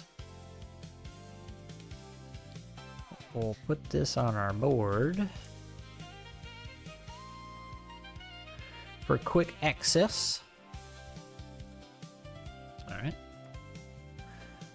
Scene challenges. Each scene has a key challenge, which consists of a trait and a difficulty. Incorporate this challenge into the narrative of the scene. Perhaps an agile challenge involves stealth, or lockpicking, while the brawny challenge might involve athletics, etc., etc. If you win the key challenge, place the card on your right.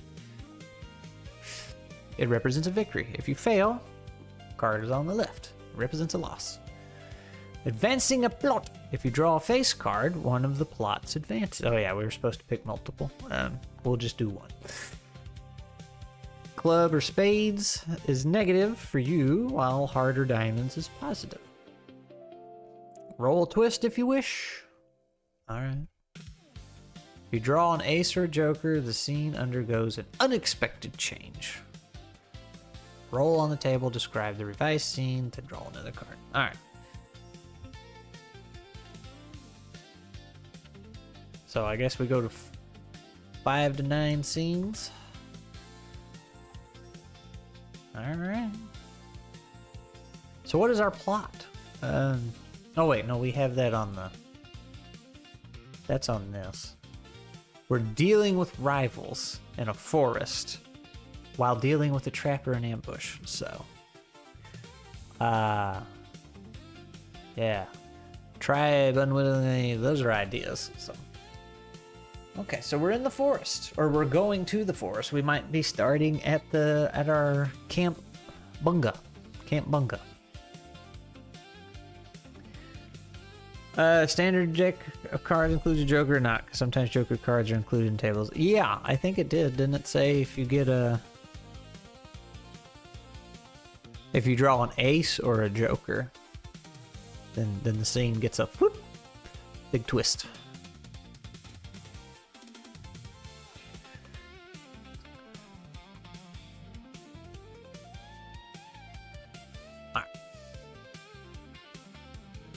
So I guess our plot is the rivals,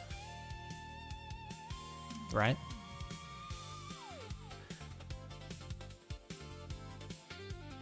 I feel like somewhere... Yeah, these guidelines are designed to complement the TriCube Tales one-page setting. So yeah, it's supposed to meant to work together, which is super cool. All right.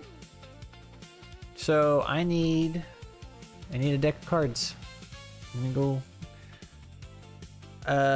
Poker card generator. Sure. Random card generator. Alright. I guess this thing? Why is it giving me 2? Oh.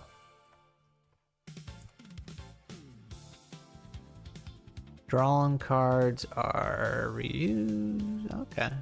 Removed. All right. Oh, we can put jokers in there. Ta-da. Is a trap or ambush set by your rivals? I mean, that is up for us to determine. Oh, there's a card deck. Look at Robbo helping me out. Are they shuffled? That's right, you had these weird green cards.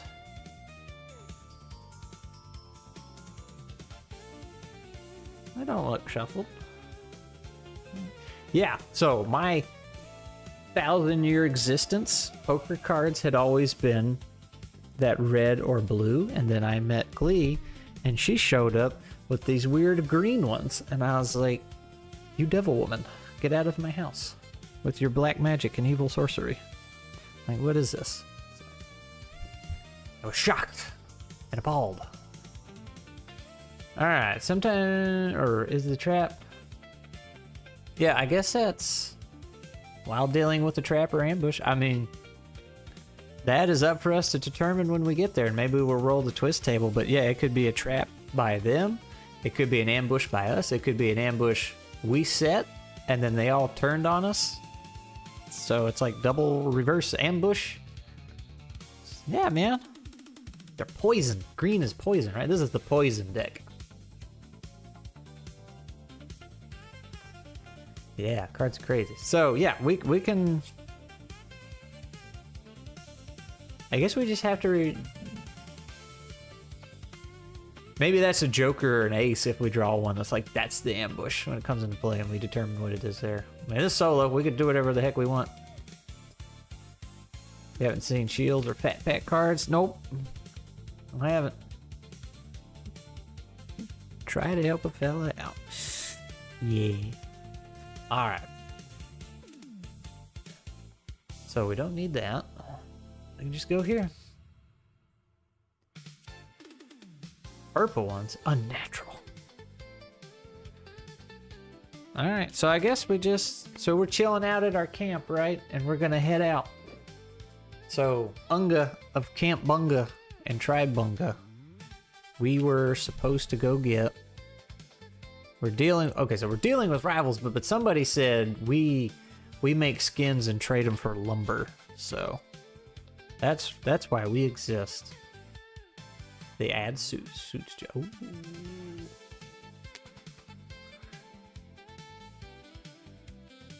That does sound weird. But we're at our camp, and we got some rivals. They're all up in our business. So, I don't know. I don't know how this works. So the first card is 8 of Spades, which means scene involves an easy, crafty challenge. Man, that card went a lot farther than I thought it would. Darn, too bad we didn't pick crafty. So in TriCube, if you're bad at something, it's 1d6. If you're okay, decent at something, it's 2d6. If you're good at something, it's 3d6. So what is our crafty challenge as we're going to deal with rivals in a woodsy area? We could roll the twisty thing down here. Maybe give us some inspiration. A 3 and a 2. A tree and a 2, which would be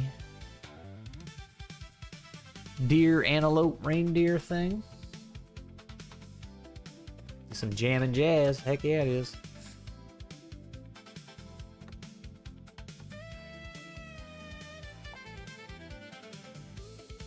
Undo their traps. Ooh.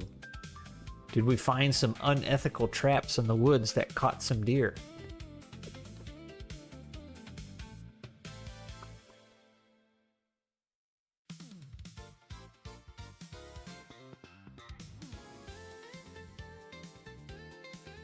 Or there's some deers caught in a trap and there's wolves coming.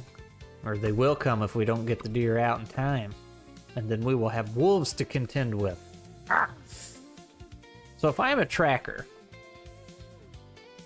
I would probably be good at the very least dealing with traps, right? I feel like I would have some experience with that. So 2d6, does that get us, does that? Oh wait. How does this work? This is an easy crafty challenge. So that means it's only a 4. Because normal is 5, hard is 6.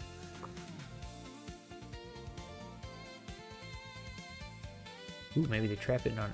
I like the idea we found.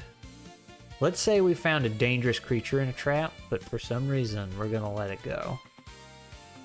Because it might be problematic later. And if we fail the challenge, then it tries to hurt us. They trespassing? Oh, you wanna do that?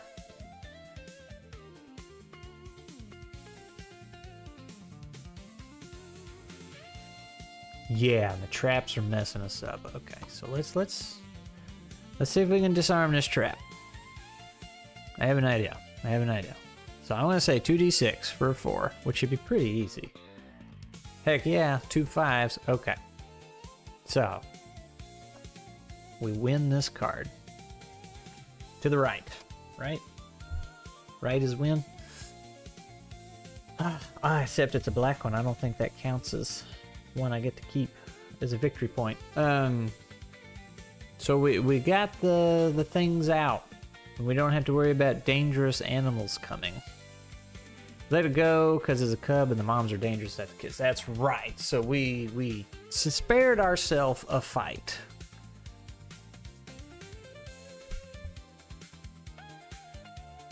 A sacred animal. Ooh. That is also good. So it was a sacred animal that was not ready for eating. So, but we spared ourselves some angry animal fight, is what I'm hearing. Maybe it'll come back to benefit us later when we get ambushed. Who knows? But we did that, so that's 1. All right. So yeah, I just roll another one up. 2 of diamonds. And a diamond is a good one. We want diamonds. We want red cards, essentially. Scene involves an easy agile challenge. Oh man, that's what I'm built for. Unga bunga the agile. We have released this animal.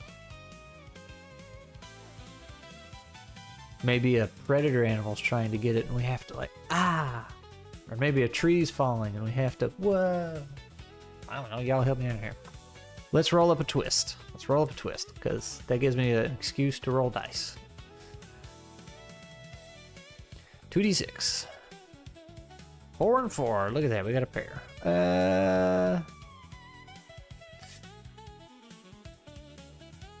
Medicine. Mortar and pestle.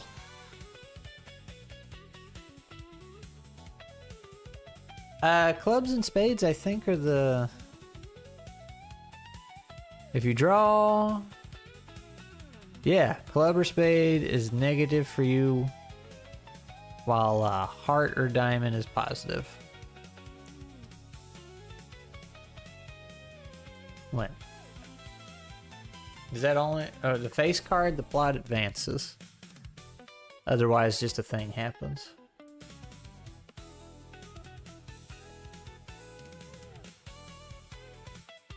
Or am I reading this wrong?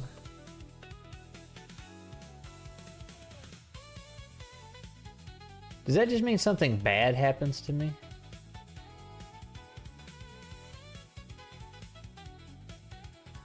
If you draw... Each time you look at this button. All spot cards, 2 through 10.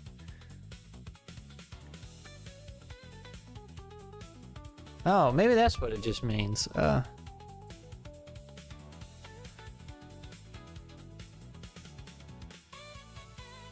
A face card advances the plot. A black card is negative for you. Whereas the red one is positive. Is that only face cards doing that? Or like if you get a black king, queen, or jack, the story goes backwards. Whereas a red one. So nothing happened plot-wise because that was a number. The group is unstable because it is a badly made trap. Trap hole caving in, revealing tunnels. Ooh. I like that. So let's say the ground's giving way.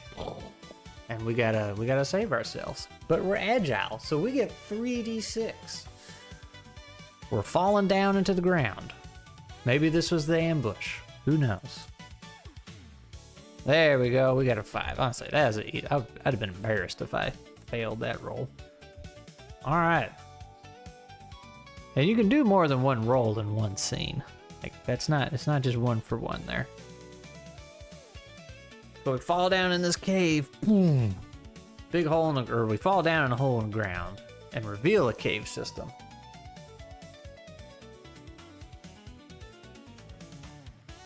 Oh, that's good.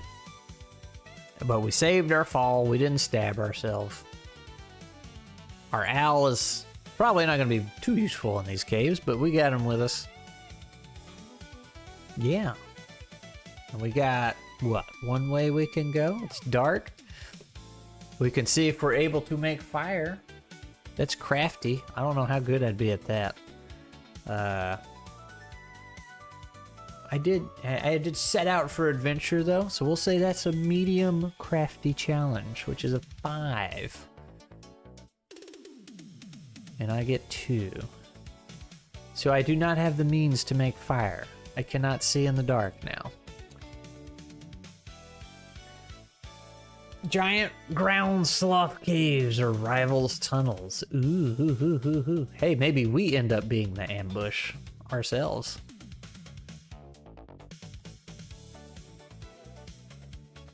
But we cannot see in the dark, so we could crawl out of this hole, but it sounds like we're going to progress through the tunnels.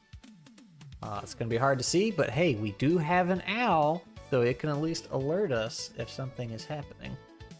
You know, something's coming at us. Do we want to roll to see if it's giant sloths or rivals?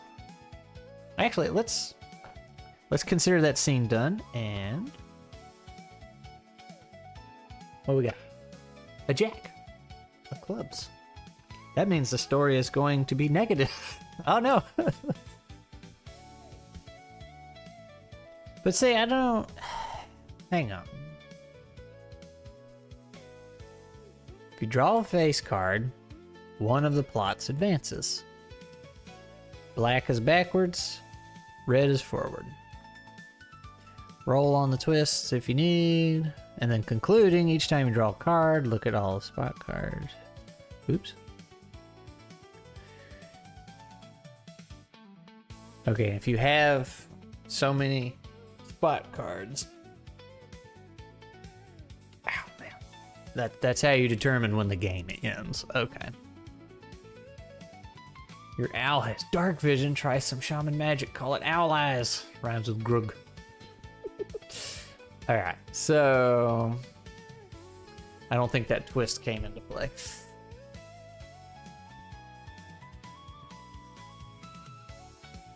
So now our plot to stop the rivals is going to be hindered. It's going to go backwards. So I am inclined to believe now that there's giant sloths down here. So we're perusing. We're traveling through these tunnels. And we just hear this, because that's what giant ground sloths sound like, right? You just hear the claw slowly going down the tunnel or something. The owl starts freaking out, but we have been spotted.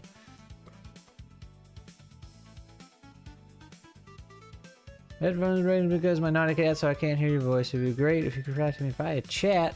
What? That sounds like a scam. Suspicious ban evasion monitoring. Tell you what, let's do this. I'll send him a kappa. Yeah, sloths for sure. Yep. That's what we're doing. I think you guys might be a little bit behind too. I don't know if that's because I screwed up the stream, double signaling it today. Sloths are... Okay, yeah, so we're going down this tunnel and we smell them. Oh no, and then we try to turn back and there's one blocking our exit. So now it's fight time, giant sloth. So... Wait a minute. Let me check this one more time. What were we doing for the left and right? If you win the key challenge, it represents a victory. Okay, never mind. I confused myself overthinking it. So how do you fail? I guess you can't fail a combat, because if you fail a combat, you're dead, right? Alright, yeah, this giant sloth. I don't know what sloths look like. Let's see.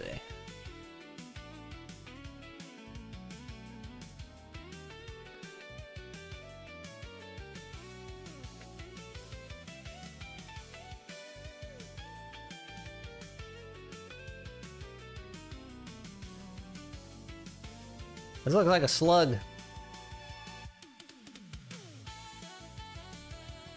And he's got the big hook. There you go. That's all you're getting. We will say... How many strikes? We'll give him 3. 3 to 3.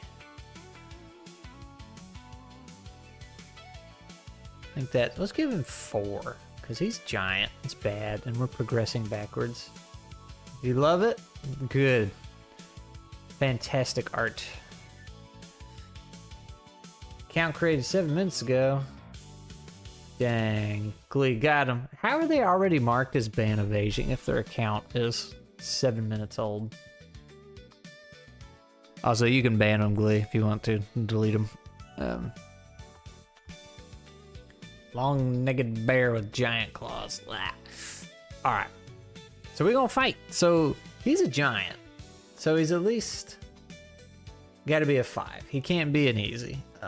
But like he's slow, so yeah, I think 5 works. So he's a normal challenge. Giant sloth, let's go. So first attack, we're gonna hit him with that spear. I mean, you can play with him if you want, Glee. I'm just giving you permission to toast him whenever you want. Probably IP address. That makes sense. That makes sense. Yeah, so y'all are on it. Y'all are on it. Alright. Agile go. Alright, I whiffed. Off to a good start. Waiting patiently to tell the waitress he didn't order the pickles on his burger. Dang, it's me. Alright. So I whiffed. Now he's gonna try and attack me. I'm trying to remember, how does karma work? You can use it after you roll to lower the threshold, so I forgot what my roll was. Was 3 the highest? It wouldn't matter. The Kraken likes to play with its food. Alright, so now he's gonna, you know, take a very slow swipe at me. Which...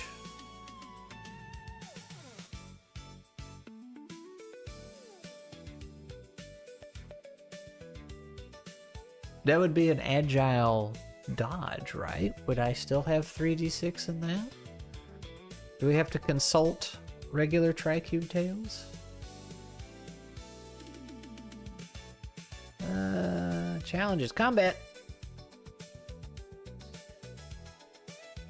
4 to 6, we did that. Most should be 5.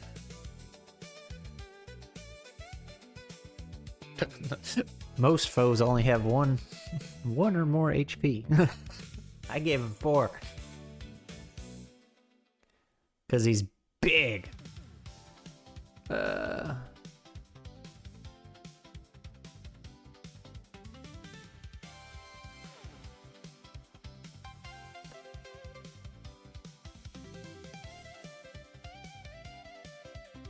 Yep. Agile, rank, army rolls.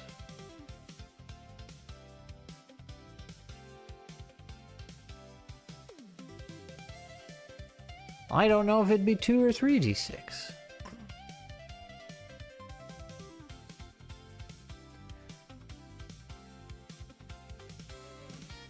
What would it be? Alright, is this where it is? Where was that other example?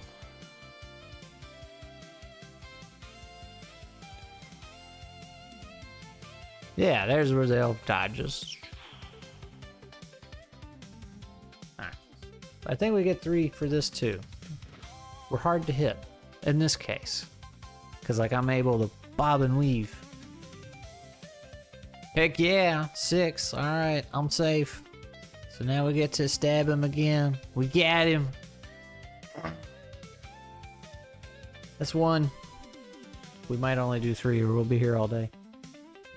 Alright. Just going back at it. Slow swipe. Jabbing him with my stick. Back and forth. Is it the sloth's turn? Yeah, it's 5 both ways, right? Isn't that how that works? Yeah. So we're safe. And we get him. We're stabbing the sloth slowly but surely. It's actually not that hard of a fight. Alright, that's another hit. And then...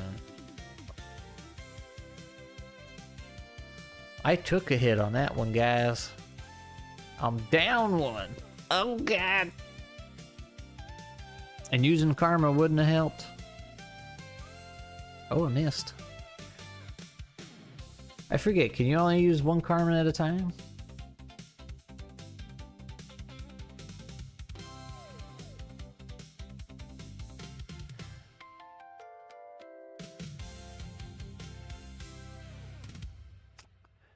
Well, where's karma?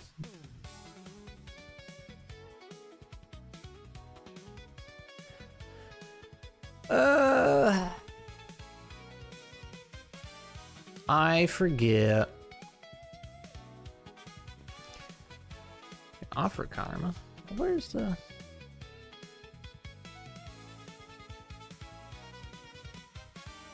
Karma, there we go.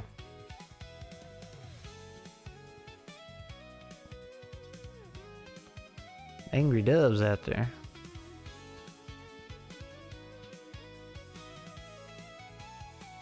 Does it not say, or am I just reading too fast?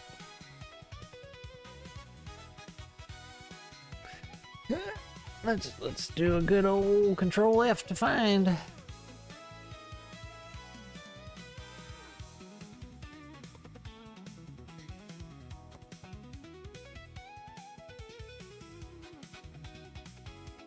I was thinking you could only do this.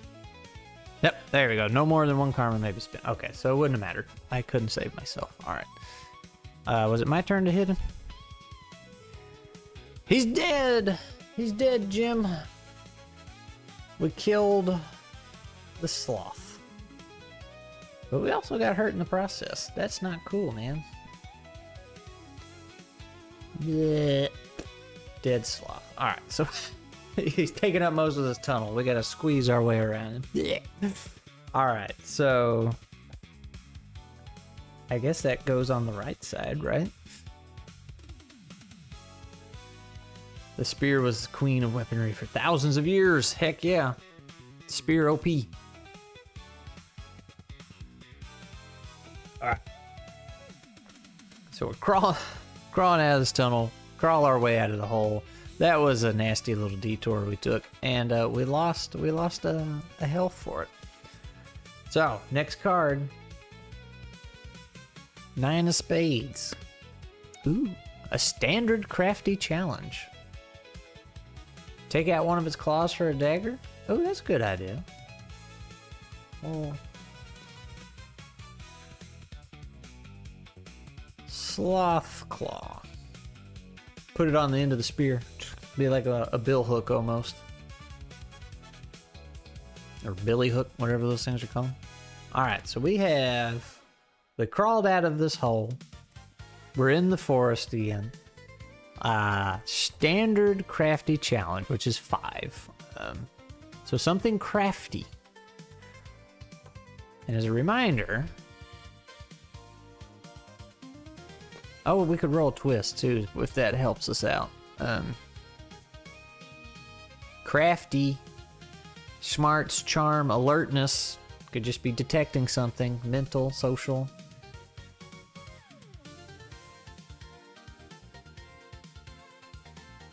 Of course it is because Twice Dick came up with it. What is the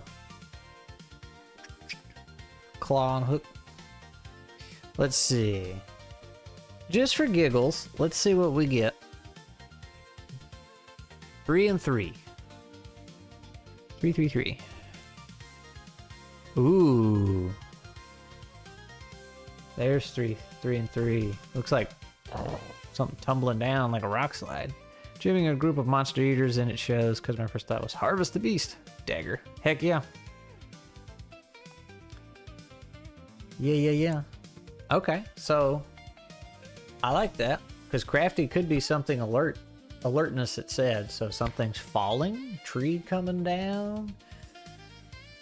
Maybe the other tribe's trying to get me as a trap. Something's coming down. What do we do?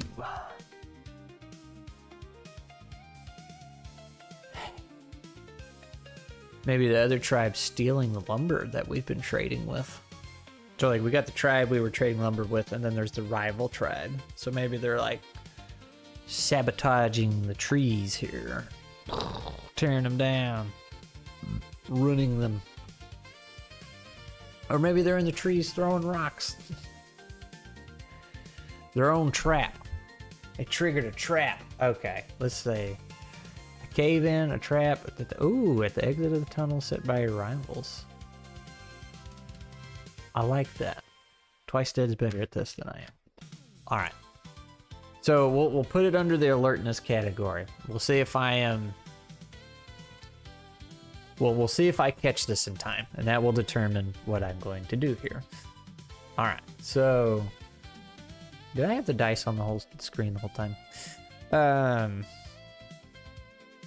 I am not particularly crafty, so I only get 2, because I'm not terrible at it. But this is standard, so I need 5 or higher. Made it! Alright. So as I'm going through these tunnels and trying to get out, I hear the people trying to cave me in as I'm in there, and I book it, get out. But I guess that means been a solo player for a while now, just practice. Also got that stream nervousness, you know, like I gotta think of something fast, and then the brain just goes.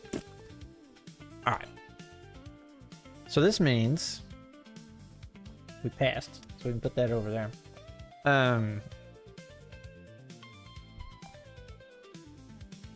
We have some tribesmen to fight now. Because we didn't get stuck in the cave.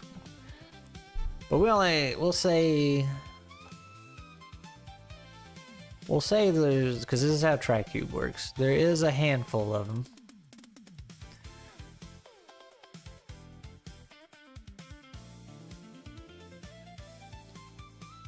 Angie.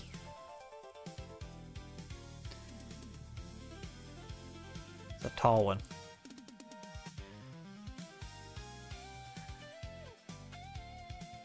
Couldn't stream at all. Alright. Now in TriCube you kind of do it as a group. Like even though there's 3 of them, they only attack once. But it might be difficult since there's so many of them. But they only got a couple healths there, so I will yeet a spear, which I am good at. Well, of course, we'll set them at 5, because 5 is the standard, right? Yeet, yeet, yeet. Oh, gosh. All right. 2 across the board. That's awful. How embarrassing. All right. So I whiffed. Now they're going to try and stab me, and I'm still bobbing and weaving, I guess. I'm not pinned down doing any strength tasks, so that's still 3. Luckily, I survive. Alright, so I will poke them back. There's a 6. I forget, how do crits work? Are crits a thing?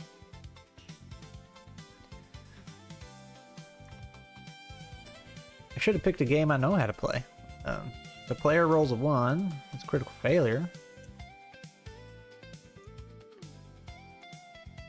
It says saying character critically fails. All I see is critical failures. Alright, so I guess that makes sense because you'd be getting a lot of crits. Alright, so we stabbed him. This one guy down, spear in him. Ah, look at me. Curse, unga bunga. He's dead. And then I imagine they would retaliate, so. Huzzah! I did not die. And then I stab back. And they die. Alright. So they're toast. And the one guy still remaining. He says, I'm out of here. He leaves. He's gone. He escapes. So that's that scene. Next scene. Let's give her a little shuffle here.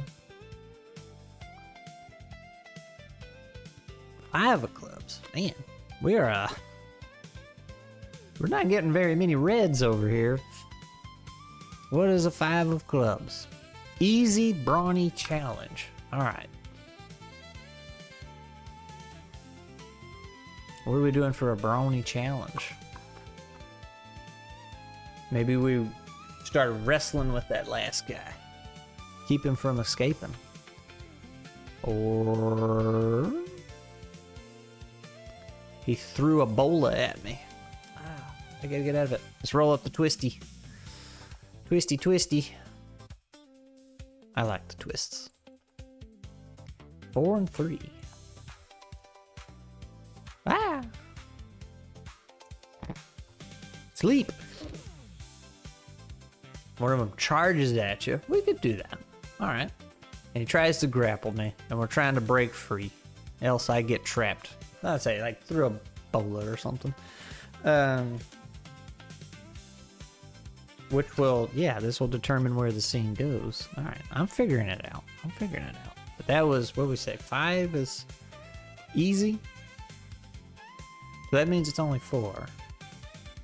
And I'm probably 2, I guess.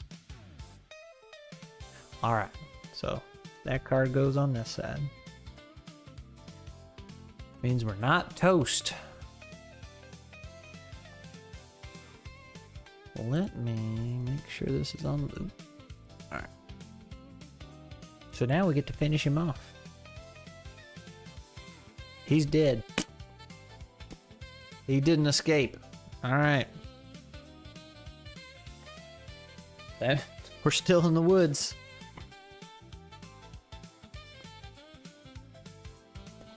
I think your deck is rigged, Glee. Alright, 4 clubs. What is that? A hard, agile challenge. Well, at least it's hard on the one I'm good at. Alright. We wrestled that guy. We killed him. Killed him dead. What is a hard, agile challenge? 3 and 1.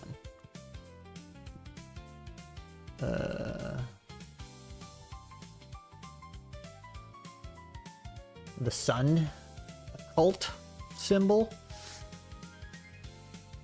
fire in the woods. Ooh, somebody. This is the ambush. They're trying to set the woods on fire. That's the lumber we like. Oh no. Okay, so I gotta be quick to put out this fire before it spreads. Yeah, and this is a 6 because it was hard. Oh my. Alright, I'm getting into it.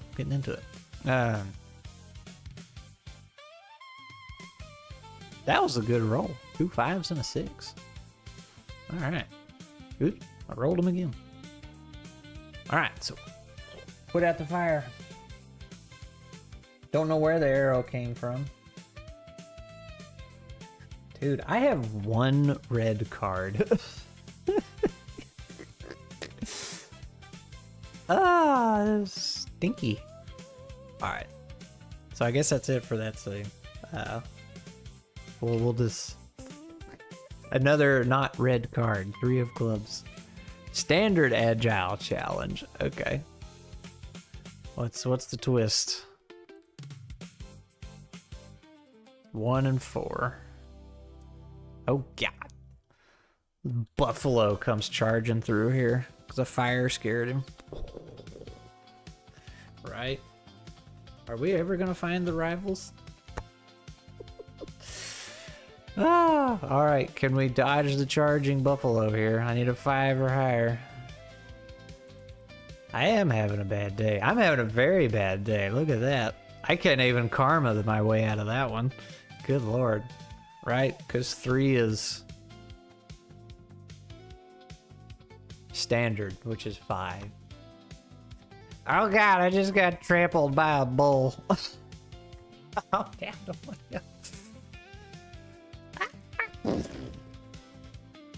Hey, but we actually lost the card, so that goes over there this time.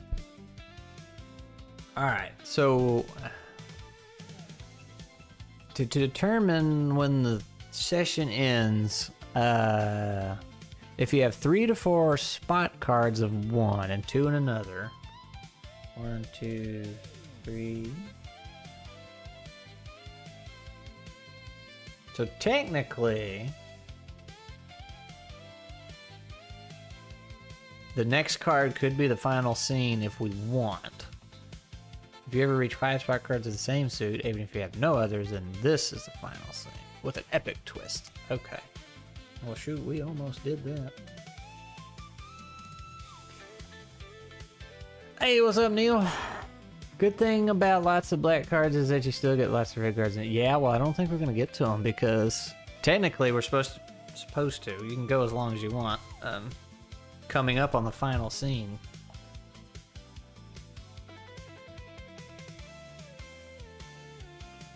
Which, you know, kind of checks out. This is the ambush, dealing with the rivals. The fire arrows came in, got a stampede going, which we totally did not get out of the way in time. Took a little bit of damage there. And I get gore. Yeah, man, it happens just like that, you know? One thing, you know, one moment you're fine, next thing you're under 10 buffalo. What can I say? All right. So this is the final scene coming up. And then let me give a little shuffle here. The tiniest shuffle. Can't let it, yeah, well, just a little squirrel, you know. Here goes. 7 of diamonds. Well, at least we got another red, I guess. 7 of diamonds. How about we get the dice off the screen? This is the final scene. A hard, brawny challenge. My guys, we are going to die. Now, the challenge doesn't have to be HP related. It could just be doing something, you know.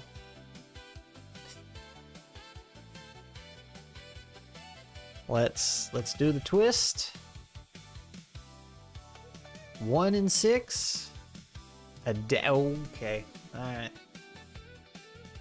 There's 1 and 6. Hey, look at there. I can land them up. So. Whoop, that's pretty cool. I guess this is the big warrior from the rival tribe. He has come and he just tries to get me with a hard, brawny challenge. Just to see if I can withstand this blow where he throws something massive at me. My guys, I don't think we're gonna make this. I guess 2d6. Guys, I think we died. Right? Because if he's throwing something at me. Now, you don't really die in Tricube, right? Defeat. Characters are defeated when they run out of resolve, which we very much just did. He throws an animal at me. Just hear the whole buffalo. Decides the fate. Defeated characters gain an affliction appropriate to the situation, such as a broken arm, blah, blah, blah, blah, blah, blah. They recover all of the resolve, but are usually unable to actively participate. Oh, yes, because since I'm the only one in the scene, that's over. You might be unconscious. Blah, blah, blah, blah, blah, blah, blah. All right, so a whole flaming deer. Oh, man, just.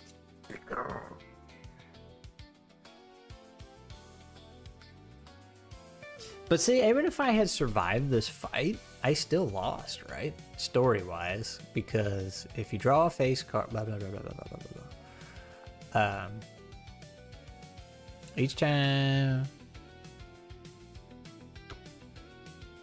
if you win the final scene, then you resolve the event. If you have more losses than victories, the outcome is only partial success.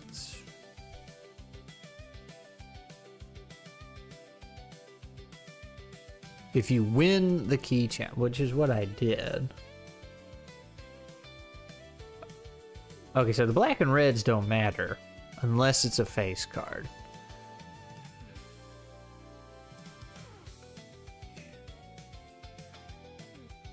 Okay. So had I survived, we would have won the story. But Unga Bunga got knocked the flip out, as what's his name says, so. He's just laying in the forest, waiting for the rest of Tribe Bunga to get him. Sad day. We gotta...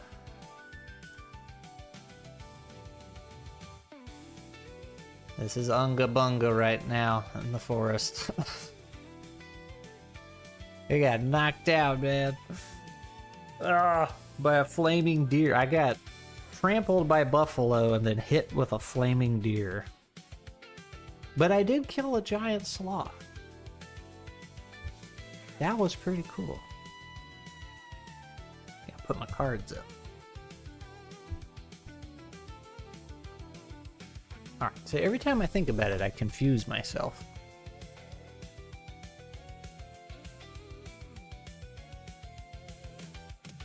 A little bit. If you have 5 Spartans of the same suit.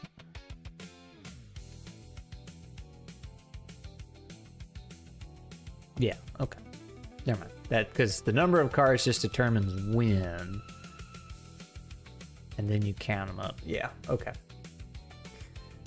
The story of Unga, explorer of tunnels, owl tamer, slayer. You know what? I didn't use my owl for nothing. What are you seeing in the dark for me? Meets his end under a beast. Might he be remembered as a brave caveman? True tracker and horrors. Just holding on to his spear for dear life. That's how he went out, just clutching his spear, and he saw that flaming deer coming towards him. He's like, I don't know what to do. Was in over my head. Maybe I should have brought more than one character. That was fun though, that was cool. Say it takes a few card draws. I feel like last time I tried Tricube solo, that was the same way. The first couple are like, what do I do? What do I do? And then the more you do, things start coming together and you start building on it. Yeah. I really like the twists though, that you roll up. Those are fun. Because it's just, here's a random icon. It's up to you what it means. Oh. Dang it, Unga Bunga. Yeah, and I couldn't use my karma. Now, I could have... You can restore health. And this is one of my favorite things about Tricube, what I think is so cool. How everybody just has the ability to kind of keep their HP up, but also lean into their quirks. If I remember right, if you use your quirk, it raises the difficulty by 1. And if you pass it after, well, I'm sorry, if you fail the roll using a quirk, you get a karma point.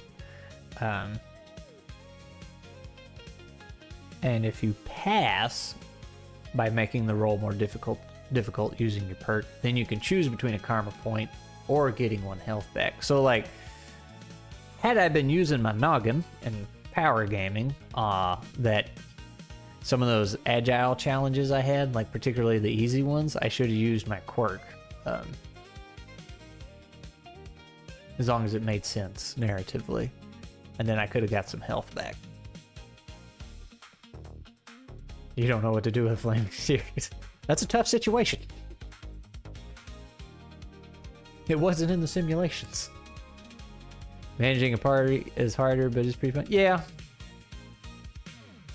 I would say that's what in December when me and Craig were playing all those games, we had planned to play more one-on-ones.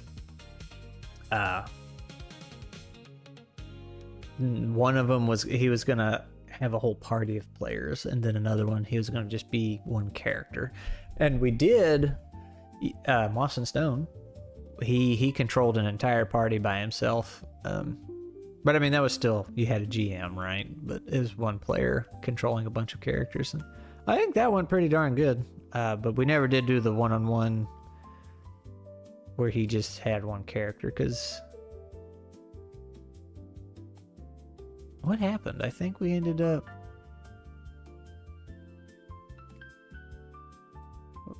getting some players when we didn't expect it to. And I feel like Neil ended up joining. Didn't you join? Neil, you just got here. You end up... Or were you in that Moss and Stone game and you each played 2 characters? I can't remember. I just remember Glee getting lasered in Moss and Stone pretty hard by the last boss. Little bandage taunted the BBEG and paid the price.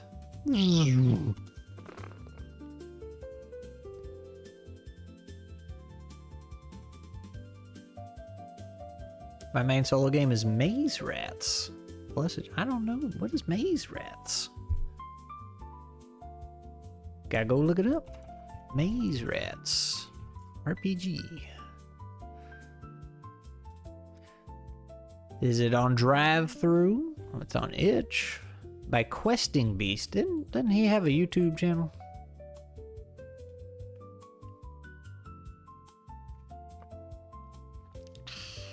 Maze Rats.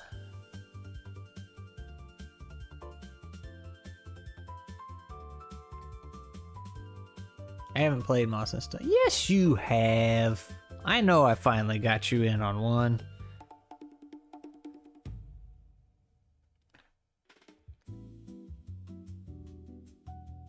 A game by another Ben. Ha!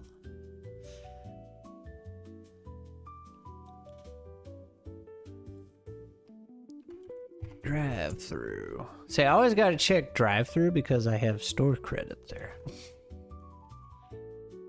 Oh, hey, Garbage and Glory is the deal of the day. Looky there.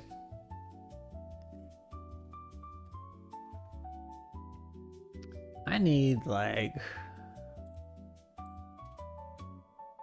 a way to quick move the chat.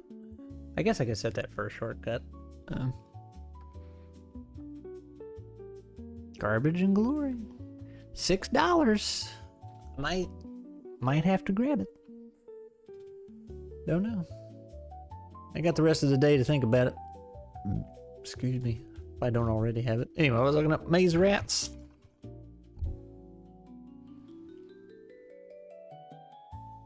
There it is.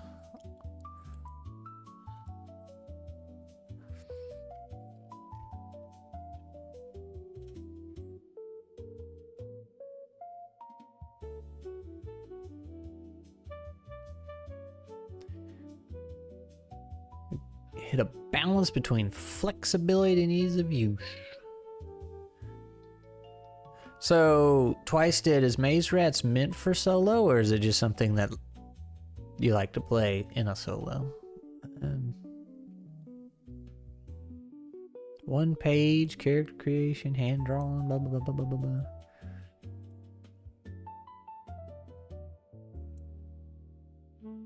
Open sandbox adventures. 2d6.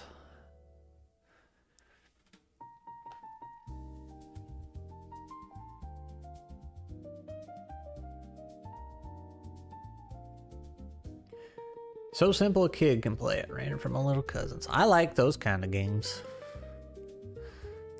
I'm gonna have to get that one too. It's not a solo game. Okay. You just use it that way. That's fair. I'm pretty excited to see what adventurous comes up with for their solo thing. This guy. Because, like, this was... It's a big book, but, like, it's really simple. And it takes... It's not one you pick up and play instantly. Like Maze Rats. But it's neat how it introduces people to the hobby. Right up my alley. Yeah, man. 2d6, don't think. Just go. Where is...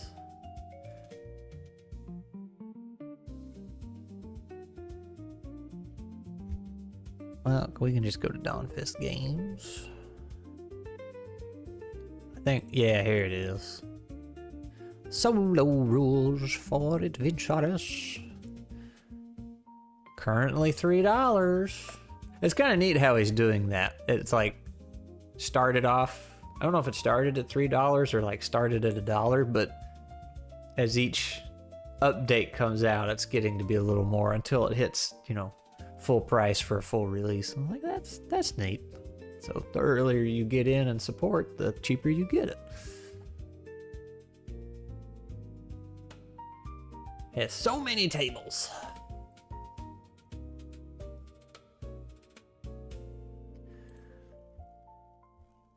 That is the entire preview. What? Did Professor Dungeon Master do a review on this one a while back? I feel like I recognize that. Extra sheet. Oh, it's only 13 pages. I guess that's why that's all you get for a preview.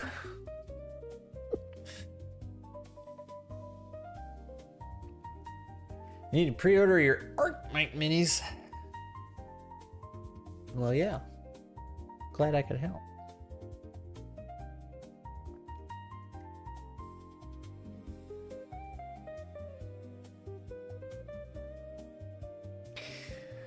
I'm sad y'all killed Unga Bunga. He was my hero. Wow, 400 ratings. Almost.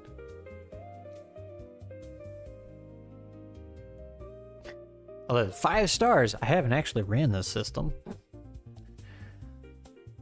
Still one of the most referenced books I have.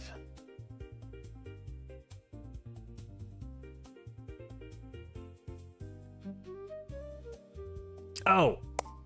You know what? I meant to show you guys this at the beginning of the stream. I learned something the other day, recently, and I was quite surprised.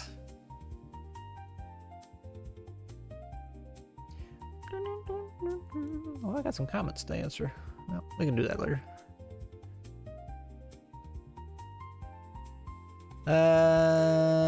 Where is it? I always forget how to get to it.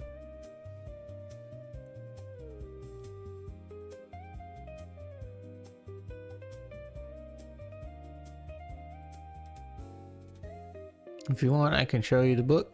Yeah, man. Do it. Yeah, here we go. Okay, so before I show you this, I want y'all to take some guesses. So, in my YouTube analytics, top geographies. I'll tell you right now, 99.99% of it was United States. What do you think is my highest place now? It is not United States. Y'all just throw some guesses out there. And then I will post the results in a second. Or at least in the past 28 days for some reason. Can I see...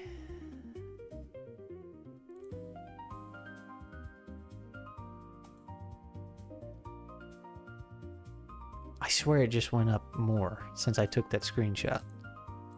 Oh, no, because I'm on a different thing. Okay.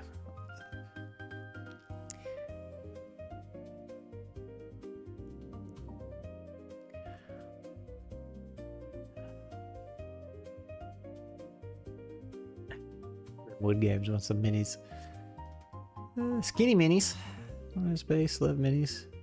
Albania, Germany or Canada, Russia, Germany, Japan. Nope. Hey Crash, I see you down there. Y'all look at this. Argentina.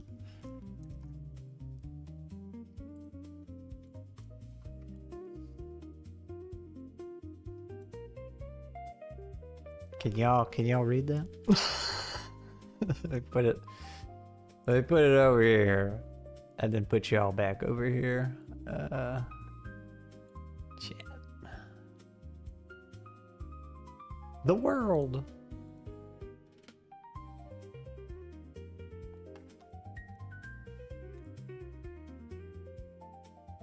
Looky there.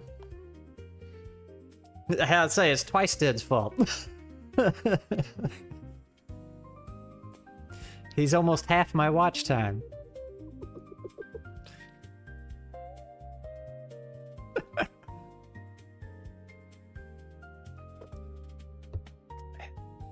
Made it over the mountains. 0.4% is Blaze, yeah. As I in that 0.6% is Parker.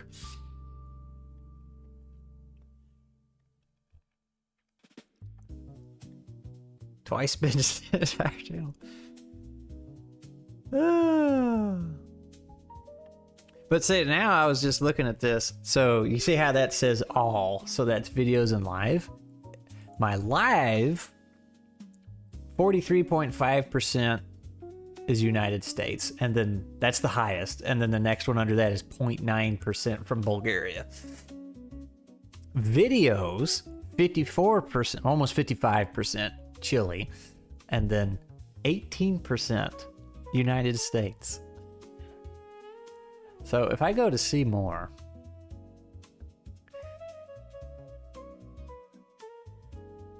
I feel like this is probably pretty safe to show. Like, I have no problem sharing my statistics. I just don't want to reveal something that I'm not supposed to. So like, of course, the chat's blocking it again.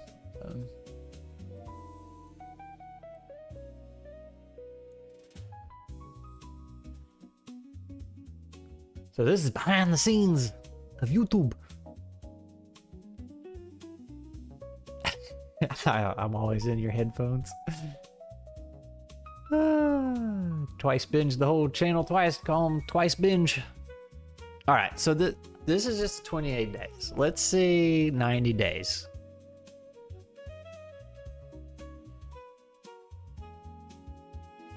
So, hang on, let me go back. So in the past month, there's been a lot more views from Chile than the US.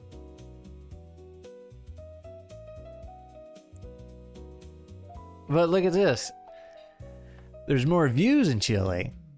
The watch duration is about the same, but the watch time is about almost half of what the US was. That's very weird.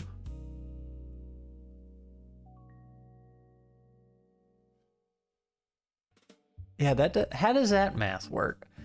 US had less views, less watch time, or less watch duration, but more total hours? That math ain't mathin', Chief. Anyway, the past 90 days, y'all were neck and neck, Chile and US. So something has happened recently. Yeah, 365 days. Yeah, that is so. I am currently trending in Chile, I guess. Oh, we want live and replay. Oh, you can. Oh, we can do both. Replay. Oh, can I not do both? Interesting. Interesting. I don't ever like mess with this stuff. I did just attend a YouTube call about, actually speaking of, did I have one of those today? I do not. Okay, that's tomorrow. Yeah.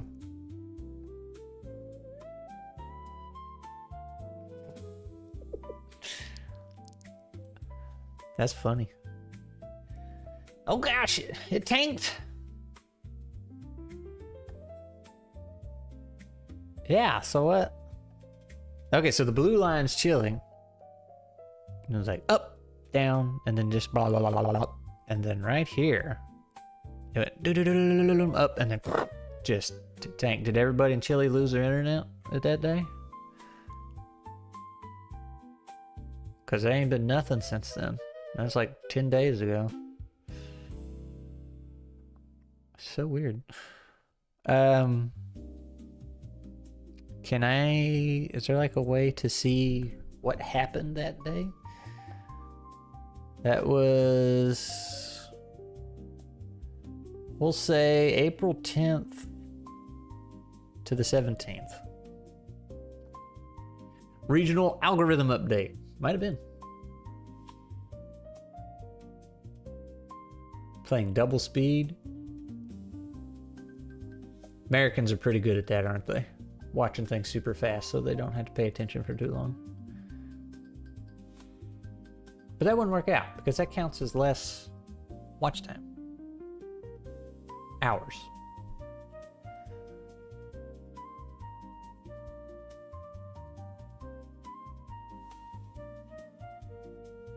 Yeah, that's where I was gonna go look. What I published on April 10th. I don't think I can do that here. Oh, content.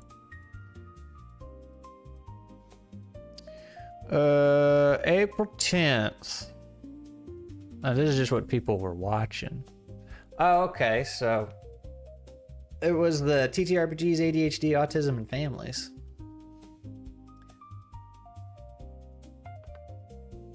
Yeah, that's what got all the views. It was all from Chile.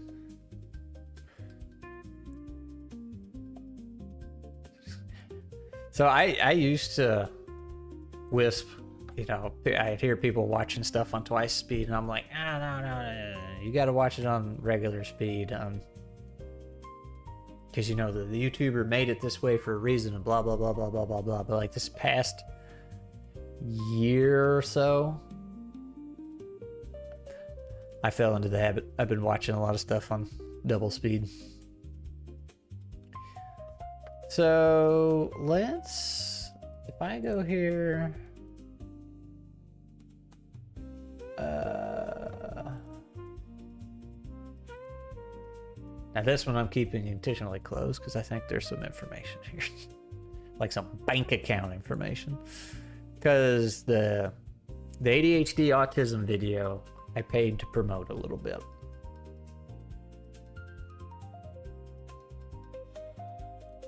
Did I accidentally say, hey, promote this in Chile? Nope, locations. That's right. I remember setting this up. It automatically picked United States, Canada, Germany, Chile. And I was like, yeah, it's like I know which people are watching from each one of those places, and that's why I picked it. But for some reason, yeah, it took off in Chile. And then that's when the campaign ended. The promotion, it stopped. I was like, all right, we're done. Well, darn, I guess I should have kept it going.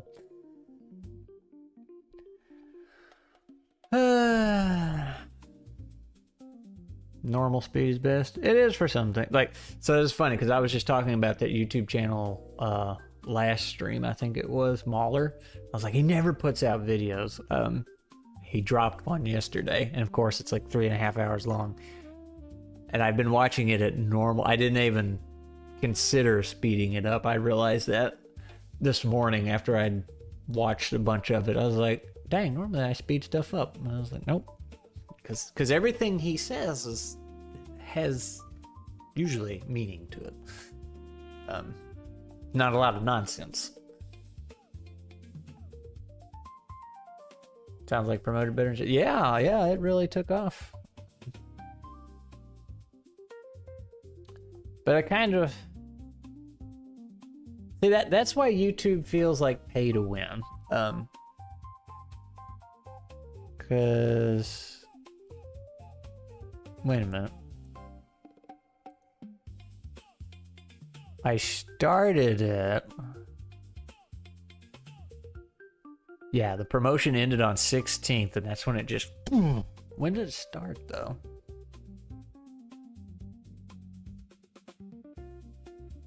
Oh, started on March 30th. There we go.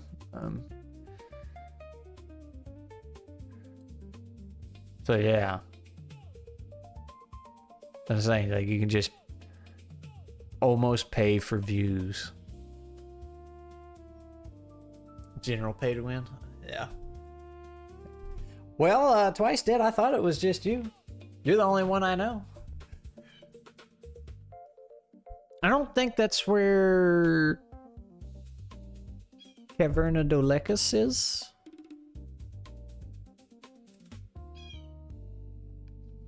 Let's go look. Let's see if it's on his...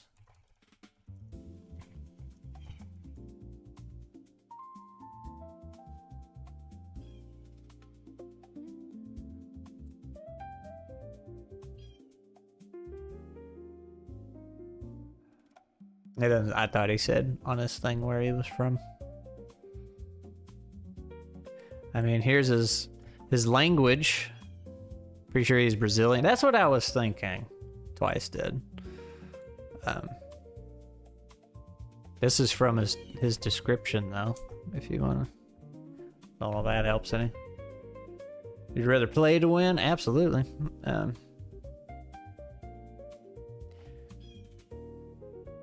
Yeah, I mean, it helps, but you also got a lot of connections, Dave. You can just ask them, or, you know, sponsor some videos. That's what Blaze does. You can ask him if it worked. Peter also did that for TFE. But anyway, what I was going to say here was, like, this is why it really feels like pay to win, and natural growth just doesn't exist. Or, like, it does exist, but you can just throw money at it and make it work. So, because... Matter of fact, this is the perfect range. I wish... Can I not set a custom date? Custom. Okay. I just want like a couple days prior.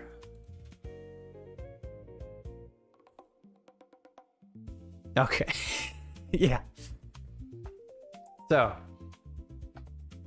from here, this line... Ah, man, I can't drag. From this line to right here, actually to right here, that high point, that is where the campaign, where my little $20 promotion ran. So it's like, oh yeah, you can just throw money at it and get views. And this is what's so frustrating. It's like, okay, when you set up a promotion, you have to pick, okay, do you want views? Do you want subscribers, or do you want views and subscribers? For the ADHD autism one, I just picked views because it's like, this isn't to gain subscribers. This is just to get eyes on it, spread the word. So I picked views, like focus on views. But my point is, you can just give money to YouTube and say, I want more subscribers, or I want more views. And it's able to figure out where to send your video and get you said views and subscribers. Now, I do honestly wonder, because like, if they can do that when you throw money at them, shouldn't they be doing that regardless? Because that means more videos in front of people that are obviously going to watch them. I wonder if it's actually people watching them, because the ttrpg autism ADHD video got like 500-600 views before I started the promotion, and it got like 20 comments or so. It got 6,000 more views with the promotion and not one single comment. Like, that's kind of weird in my opinion. So it's like, are these just bot views? And then I've tried promoting, again, like $5 here and there, a couple other videos, and say, I want subscribers. And the subscriber count goes up, but I don't see new faces, like in the comments or something. So it's really sketch to me. So, but it's like, okay, can I throw thousands of dollars at my channel and boost the sub count and view count and just make it appear to the algorithm that it's a popular channel and therefore will show my videos to more people and get organic growth? I don't know, man. It seems kind of rigged. Yeah, man, you got connections, Grimwood. You got me. I'm a connection. You got Peter. You got, what's his name? Lord Alfred. I forget what his real name is over at Questline. Like, you get in touch with all these people. Do your little interviews. Those are connections. Got some attention to World Shapers, but it was not cheap. Well, I never said it was cheap. I paid over 1,000 euros and got around 700 page views per day. I mean, not too bad. I guess. I don't know. So this is why they don't send your videos to all subscribers. I guess. I don't know. The rich get richer, Scratch. You gotta have money to make money. Yeah, I know. Been that way forever. Sounds like bots. But yeah, see, that's the thing. Like, it's just, that's 6,000, like 6,500 views, and just those same comments that it started with. It's like, that's not. I don't know. Comments vary pretty wildly. Like, I have, let's see. I got 20 million YouTube tabs open. I have... Okay, so the ADHD autism video, almost 6,500 views, 18 comments. Like, that's very abnormal. The April Fool's Day video, granted, it kind of leaned into this. 357 views, 57 comments. Like, that's triple what the other video has, with like 10 times the amount of views. But here's another one. The romance video, 968 views, 63 comments. Like, there was a lot of conversation. And then the Yelled video, 2,000 views, 150 comments. Like, my videos typically, I feel like, get a lot of comments, because that's the idea. It's like, hey, let's conversate. Tell me what you think, blah, blah, blah.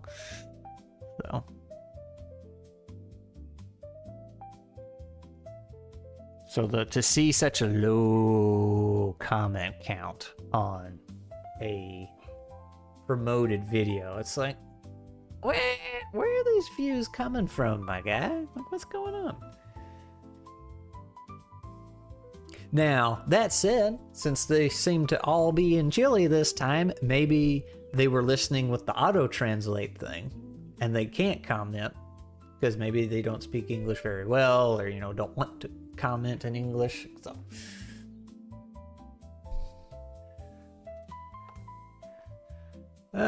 sounds like bots. I would highly recommend only views to avoid subscriber death by the same algorithm. Excuse me. Bot subscribers that don't engage after sounds like poison. Yeah. So that's the thing. Like, okay, you got. And I wonder if that's what happens to these other channels, because I've been noticing, and I don't know if it's because I've been looking for it recently or what, but I swear there has been a rising trend of YouTube of very large channels getting very little views. Like, we're talking million+ subs and like 5,000 views on their videos. It's like extremely disproportionate. So I wonder if they had been using the promote feature and got big, and then it kind of fell apart, came back on them or something. I don't know. Grown 31 subscribers. I mean, that's growing. That's growing. So I don't... They keep saying, they being YouTube, like, organic growth is still a thing, but it's like... This is what I started to say earlier, too. It's like, well, how come I can throw money at you and get growth? We're assuming the growth is real, but it still relies on you putting my video in front of people. Why can't you do that normally? I mean, we both benefit from it, right? It's like, I get views, my channel grows, opportunities expand, but you're getting views. Like, YouTube wants people watching, so if you know who's gonna watch my stuff, why don't you just put it in front of them? So I feel like a view is a view, right? For YouTube. 54% of my watchers are not subscribed. So Dave, I think the average for viewers not subscribed is like 90%. It's very high. And part of that is YouTube's fault, because the subscription page is... Most people don't know it exists because YouTube tucks it away. Shadiversity has touched on this. Yeah, I think Shadiversity lives on this subject. It's one of his favorite things. That and having an artistic eye. Oh, he makes it so easy. Let's see. Let's see what it is.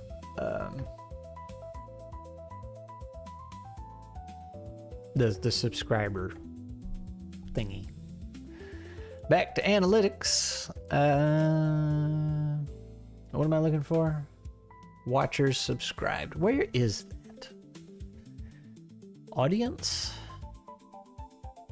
Because I see it sometimes, and I'm just like, yeah, okay, whatever. As long as they're watching, I don't care if they're subscribed or not.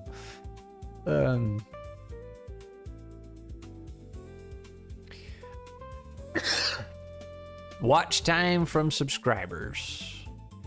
So in the past 30 days, which I guess we have learned isn't very reliable because of the promotion. So let's do last 365 days. Not subscribed. 76%. So it's usually how it goes, which is weird. And I've brought this up before. It's like you have these high sub channels with low views, and you'll see it all throughout the comments. People are like, why aren't your views getting, or why aren't your videos getting to me? Like, they're never on the front page, they're never in my feed, blah, blah, blah. So it's like, you subscribe, you tell YouTube that I like this content, I want more of it, and then blah, blah, blah, blah, blah. Dang it, I was going to say something. I forgot what it was. So, yep, that went away. But yeah, it's like, because I have subscribed to channels, like they'll normally appear on my front page. And you know what? I use YouTube since it started. I never subscribed to anybody until I started doing my own YouTube channel. And I noticed as soon as I hit subscribe on somebody, they'd stop showing up in my feed. And it's like, so that's why I wasn't subscribing to them, because I had tried before, and it's like, well, that just makes YouTube stop recommending it for some reason. So, like, there's this piano lady I used to like watching, Cara Comparetto. I think that's when I first figured it out. It's like, oh, I really like her stuff, and I want to know when a new one comes out. Subscribe. Never saw her again. Like, dang it, what happened? Still alive. Well, we did start an hour later today, Peter. Of course, we are going over a bit. Stuck in meetings, can't stay. What are my thoughts on dragons? I mean, they're awesome. No time to say hello, goodbye. Hey, there you go. You haven't lost a subscriber. Yes, the topic is, why is Scrat popular in Chile? They buy the poison apple, whether the sub bots are from YouTube third party. Yeah, which is funny, because if you get caught buying bots and views and subs, your account gets banned. But you can, you know, you buy them from YouTube, it's fine. Still here for 4 more minutes. Look at this, Peter. The blue line is chili. I'm huge in chili. No, I ran a promotion for the ADHD, autism, and TTRPGs video, and for whatever reason, chili. It all went to chili, and this is where the promotion ended, and then everything tanked. So, yeah, I've opened the subscription page, Tone, but like that's the problem. The subscription page, most people don't know exists and is tucked away. It should be the first thing when you go to youtube.com. Your subscription should be what shows. So, but you go to youtube.com and the homepage shows and the feed YouTube decides. So whatever you subscribe to, YouTube throws it to the subscription page and takes it off your feed, usually, which is why. I default to the subs page when going to YouTube. Yeah, I would say it should be the home page.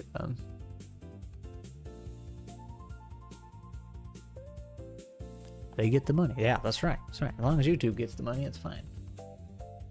Grimwood, let's see how many subs I've lost. I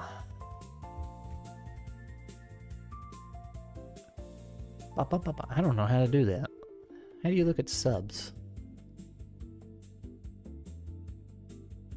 Oh, I am also proud to say 4% now, up from 0% of my viewers are ladies. I'm getting more popular by the year. Yay! All right.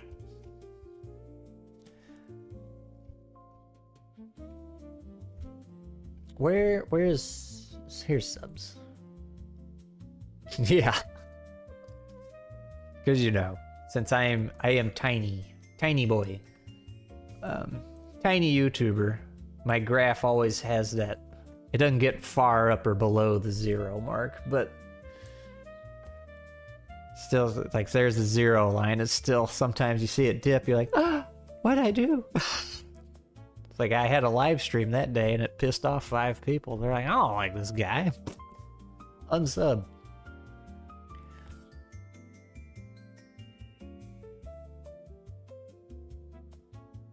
You don't count Glee to YouTube, apparently. I don't know. It stayed at 0% for a while, but I knew there was multiple ladies I knew that were watching, so it's like, okay, the gender thing is not very accurate, which I assume the age one isn't either. Just keep heaping praise on Scrat. His TFE adventure has been very popular on my server. Ran it twice, got glowing reviews from both groups. I bet you got glowing reviews on all the adventures. Is that because Glee started by? Maybe. She's always been here, though. Well, once she found out I had a YouTube channel. I kept it secret for a little while. There were no live streams, but it was secret, though. That would have been hard to do.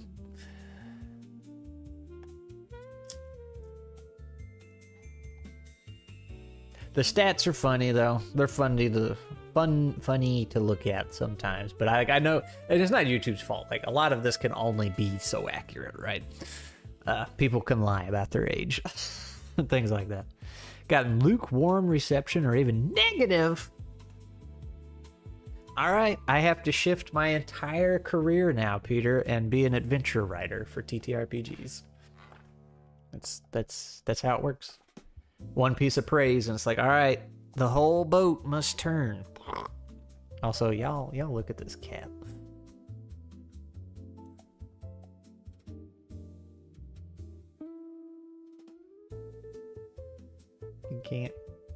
They can't see his face. Oh, you can kind of see his face a little bit.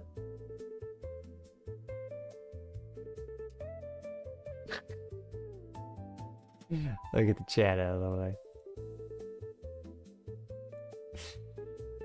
way. See you later, Peter.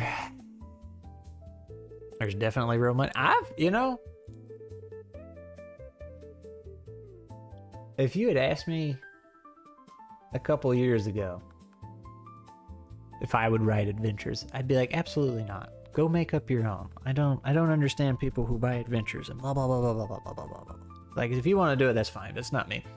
And then I started working on some for Blaze, and then I worked on one for Peter, and I was like, this is actually really fun to do. And by that point, I had already changed my mind on people writing adventures anyway, or buying them. It's like, okay, I can, you know, I've done videos about that. It's like, hey, some people don't have the time to make stuff up, don't want to make stuff up, or just aren't good at it and want that at their disposal. But I still didn't think it was something I would get into, but it's really fun just making little adventures.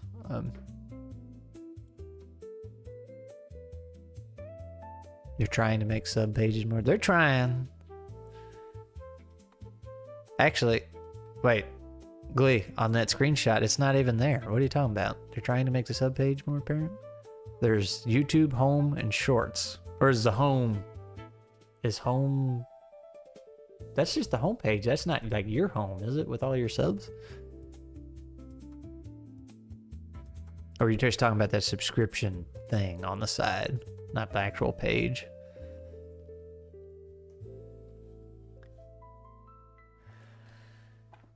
Why else do you think TSR did model? Yeah, man. Oh yeah, big money, big money.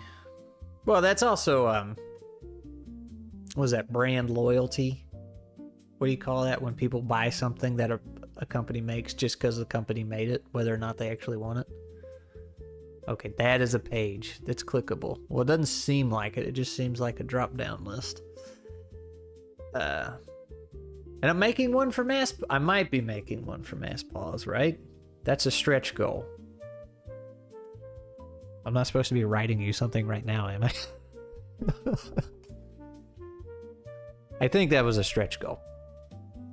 Taking up the whole frame, fatty and heavy. Yeah, well, the camera's also like this far away from him because it's supposed to be looking at the window and he's sitting in the window. Yeah.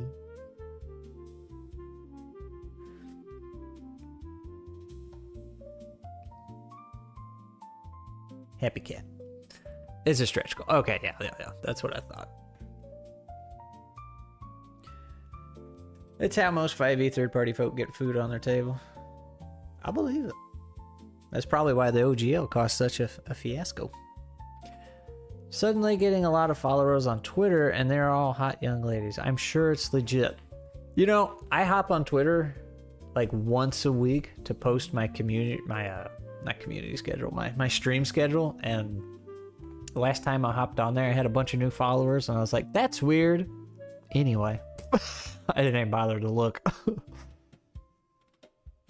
I guess I could. Let's go do that right now.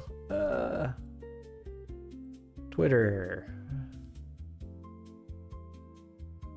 Is it? Well, that's all gone. Is it under notifications? Followed you. Liked my post. Followed you. I mean, they're all like anime profiles.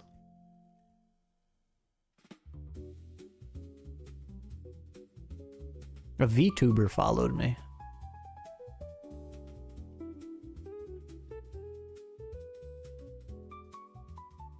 I gotta get in good with the VTubers. Smug followed me. We know Smug. Gotta bounce. See you later. More than what you do? Yeah, dude. Twitter sucks. And then there's Blue Sky, which... I do the same thing. Once a week I get on there, post my schedule. But as soon as I log in, like, I haven't set my preferences or anything. Like, I'm interested in this. I don't even know if you can do that on Blue Sky. It's just political bullcrap. Like on the I'll scroll 2 or 3 posts and they're just all political, you know, not from political sources. It's just people posting about, like, oh, I can't believe so-and-so did this. Oh gosh, America sucks. It's like, stream schedule. I'm out. I'm a VTuber. Squirrel with a human avatar. Smug followed you too. Hey, Smug's all right. Man with a squirrel familiar. Or does the familiar control the summoner?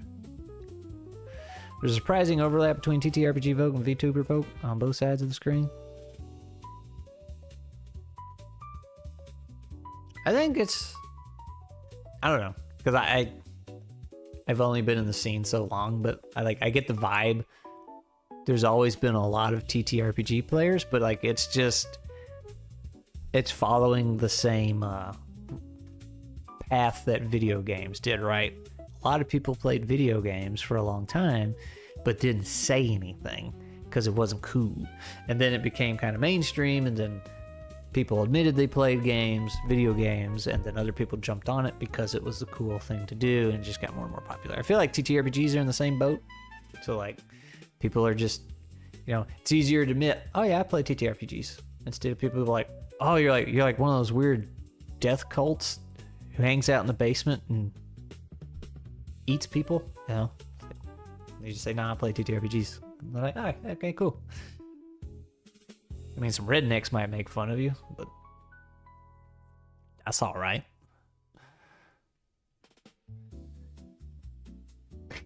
Right at the camera. You tell me the space is filled with neurodivergence with disposable income overlap? I'm shocked. I'm shocked. Look, Cat's shocked too. That's crazy talk. Anyway, we have been going. Good lord, it's 4 o'clock. We've been at it for 3 hours, and I got... All right, what do I have? What's going on here? Let me look at my list. I'm actually working on vampire lore. Oh gosh, I'm one of those guys.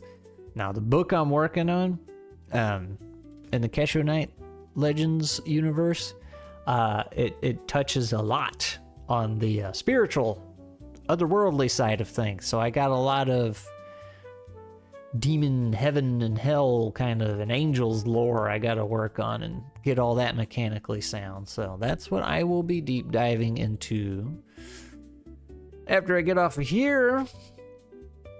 I did reach out to the guy from Questline VTT, and he says he is super down for an interview. So we got to get that scheduled. I guess I will be looking at Blaze's quests he wants written up. See what those are in store. I'll probably look at them and be like, yeah, that's cool. And then close them. Because I probably won't start them until... Well, depending on how they are. It might be something I can work on at the hotel while I'm at the con, but otherwise I'll probably just wait till I get back. Because I do actually, well, potentially have an extra week when I get back before my writing comes back and I have stuff to do. You are in the South, you might still... Yeah, oh yeah, for sure. Like, I got a buddy I used to work with. He makes fun of TTRPG players pretty hard, because his experience was some nerds from high school. Seeing VTubers so commonly reacting to things like Legends of Adventurous or Dungeon Soup shows that off. Yeah, I probably need to get buddy up with some VTubers. There was one I was actually thinking about reaching out to. Got a war in heaven. So, Twice did. I was actually thought about working this on the stream, but then we went way off and started doing some other things. So, the Kesho Knight Legends universe that I'm working on, which is the universe I want all my books to take place in, or at least that series, it mirrors Christian theology, because the idea is that world is actually Earth, but pre-Garden of Eden. So the Christian theology holy war took place. There was an angel, Lucifer, but he's got a different name in this story. Rose through the heavenly ranks, decided he was better than the ultimate power. There was a holy war, took a bunch of angels with him. So like that Christian theology, holy war, falling of Satan, all that happened in this world. Now people got different names, and I've had some took some creative liberty with ranks of angels and stuff like that, but I am trying to stick very close to it. So vampires in this universe aren't the vampires we know in our traditional folklore. They are straight up demons. They are fallen angels that the devil sends out into the world, and when they bite somebody and turn them into a vampire, that is demonic possession, what they are doing. So I got some religious research and work to do to make sure it aligns.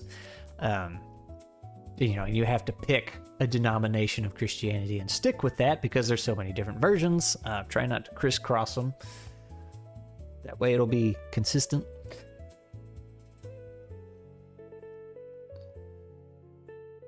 He is nice. Yeah, he is a pretty cool guy, Dave. So to answer your question twice, yes, there was a big war in heaven. That's a lot of stuff I've worked on behind the scenes that does not have anything to do with this book, but it is how the structure of the world came to be. So Keshonite are these crystal thingies that were made in the heavens and originally meant for a different purpose because they contain the power of these angels, specific type of angels called arbiters. But when Satan / Lucifer / devil / Umbra was thrown out from the heavens and lost the war, that Keshonite, he had somebody behind the scenes doing some stuff they shouldn't be doing, and all that. That's how the Keshonite fell to the world. Like it wasn't ready for the world, but somebody brought it down with them, and that just kind of mutated the whole world, which is what the devil wanted. He wanted to pervert the good Lord's plan. So if you get done in the next 2 weeks, be awesome. Willing to pay extra? All right. We'll see what I can do. I like when the undead are anathema to both heavenly and hellish forces. A middle finger to both. Yeah. If I remember, one is making a TTRPG. Hey, I brought somebody out of the woodworks with Christian mythology. Lyrian Chronicles, that was the Chronicles, that was the name of it. Lucifer was married to Douglas Fir. Hey, I wanted to be a priest if I could be a... Hey, really?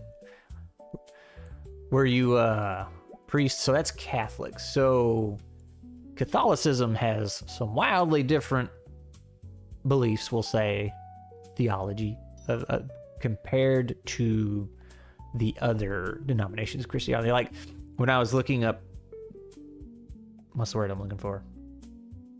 Not tier list, hierarchy of like angels and demons. Like Catholicism has, they're the ones with like the circles of hell, I think, and the different tiers of demon hierarchy. But like that's strictly Catholicism, and I haven't gone the Catholicism route. I will say one thing I'm running into trouble twice dead is with the vampires and the demon possession, right? So Christian theology, post-crucifixion, that went bye-bye for the most part. So long as you're like, yep, Jesus is the one, I'm saved, then you are exempt from demon possession. So since Keshonite is before all that, it's like, oh, dang, can just anybody get possessed? Like, how do I prevent people from getting demon possessed? Because if that's an option that's on the table, why doesn't the devil just come out and possess everybody? So, where are my safeguards here?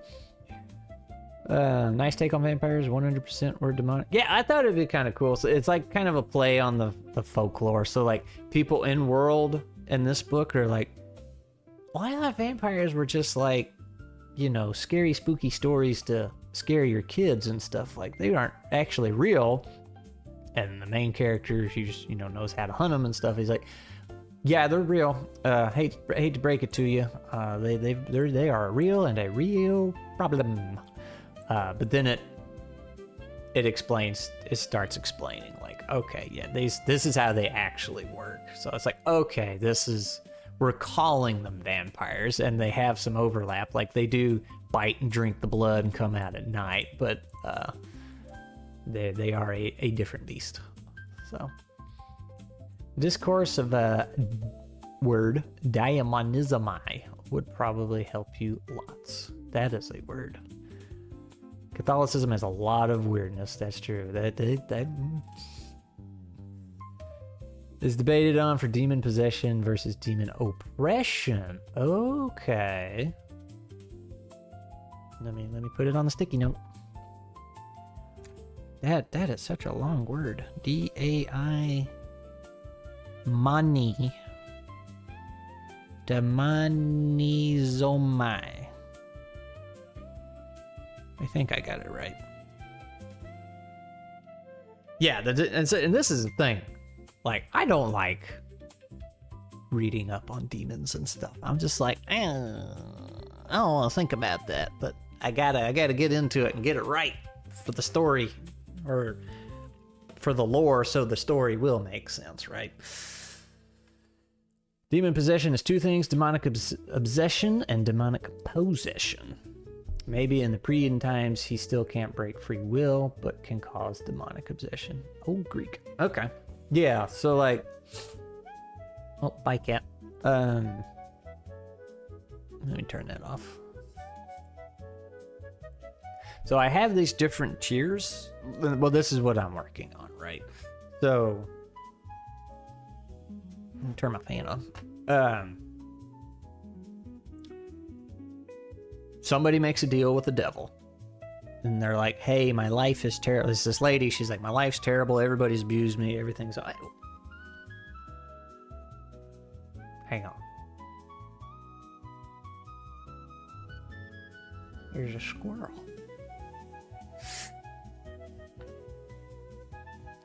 But anyway, she's like, yeah, life's terrible. Everybody's been very mean to me.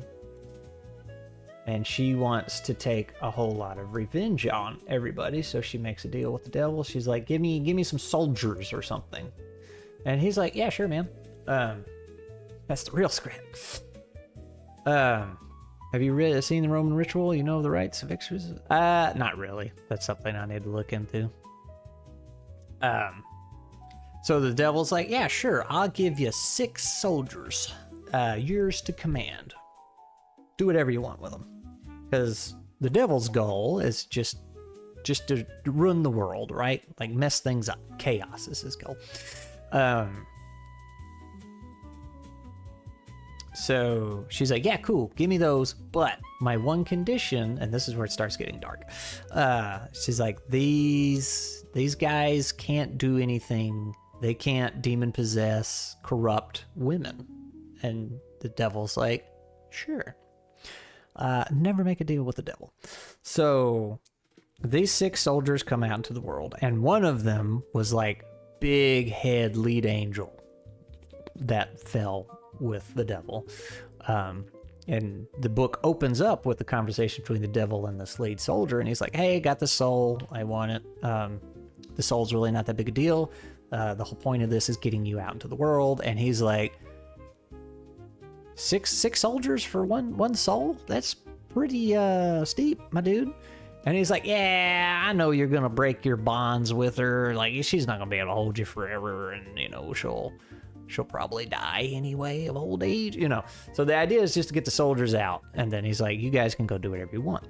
So he sends out these, he lets that guy choose 5 more soldiers, so that's 6 in total, because 6 is incomplete. That is why we chose the number 6, because it is incomplete and corrupted and all that good stuff. It is not 7, which means completion. We like numbers. Also, what's up, Marco? Yeah, we like chaos. So that happens. He goes out, and like, you don't see any of this deal being made. That's just a little back lore. So they end up breaking their chains. Your Monday session? Oh yeah, was it good? And what game was it? So he goes out, does that, breaks the chains, and then you have, these are called the Vampire Lords, because they're like top tier. And I might come up with a better name later. I don't know. That is their placeholder. Now, these Vampire Lords can make more vampires. Then what they do is, that's where the demon possession comes in. They can just pull the demon out and put it in said person. That's the bite, right? So that's how they make vampires. Now, that's just a basic vampire. The vampires don't have the power to do that. They are unable. When they bite somebody, they give them the same bodily mutation, like the fangs and the want for blood and all that stuff, extra strength, blah, blah, blah, blah. But that's all they can do. They don't actually get a demon to put in there. So they just basically corrupting that person's soul. They're tempting them with the power and stuff. But the trick, this is where you don't make the deal. Direct inject demons. Yeah, man, just a syringe, demon juice. The trick, so the vampire lords can't do anything to the women. But the vampires can bite the women. Now, the problem is they start turning into vampires, but they aren't allowed to be possessed. So they're like conscious through this whole thing. And then that's where it gets dark, and I try not to explore that too much in the book. You can imagine what the women are used for. They make vampire babies. It was all right. We got very, very lost in a brain rot in jokes and character. We managed to do a bit of training and test some combo spells. Homebrew systems. Hey, we like homebrew around here, man. The Midnight Marshals, the Bloody Dead, the Shadows that Feast. Respectfully dark. Yeah, that's the thing. And this is what I've been talking with the editor. I was like, this is what I came up with mechanically, just to answer questions of why is the bloodline dying. So every time a vampire bites, like you have that vampire lord, there's a limited number, they can make vampires. So then you have this tier of power. And then the vampires can make what I'm calling fledglings, and that power level's down here. And I can't remember. I don't think fledglings can bite other people and convert them. So anyway, it's like this decaying family line or bloodline, right? So you go back up to the vampire level of women, they can make a vampire baby, and like that keeps the degrading bloodline, it flatlines, like it keeps it from going any farther. But that also makes the women more powerful, because it's like, okay, the last thing we need, Umbra would be saying this, like the last thing we need is basically a demon roaming the world with remorse. Like, look at that squirrel go. So like the women would have these demonic powers, but they're fully in control of their soul. Like they still have that. So that's why the vampires intentionally keep them weak. And then one of the characters in the book is a female vampire that assists the main character, and like she's trying to, atone. Got any vamp? So, fun fact, sounds like the difference between vampires and vampire spawn. They can only feed. Is the implications one of the reasons I didn't like Briska is full on your face? Yeah, that's the thing. Like, right now, the current draft, what I've sent off for editing,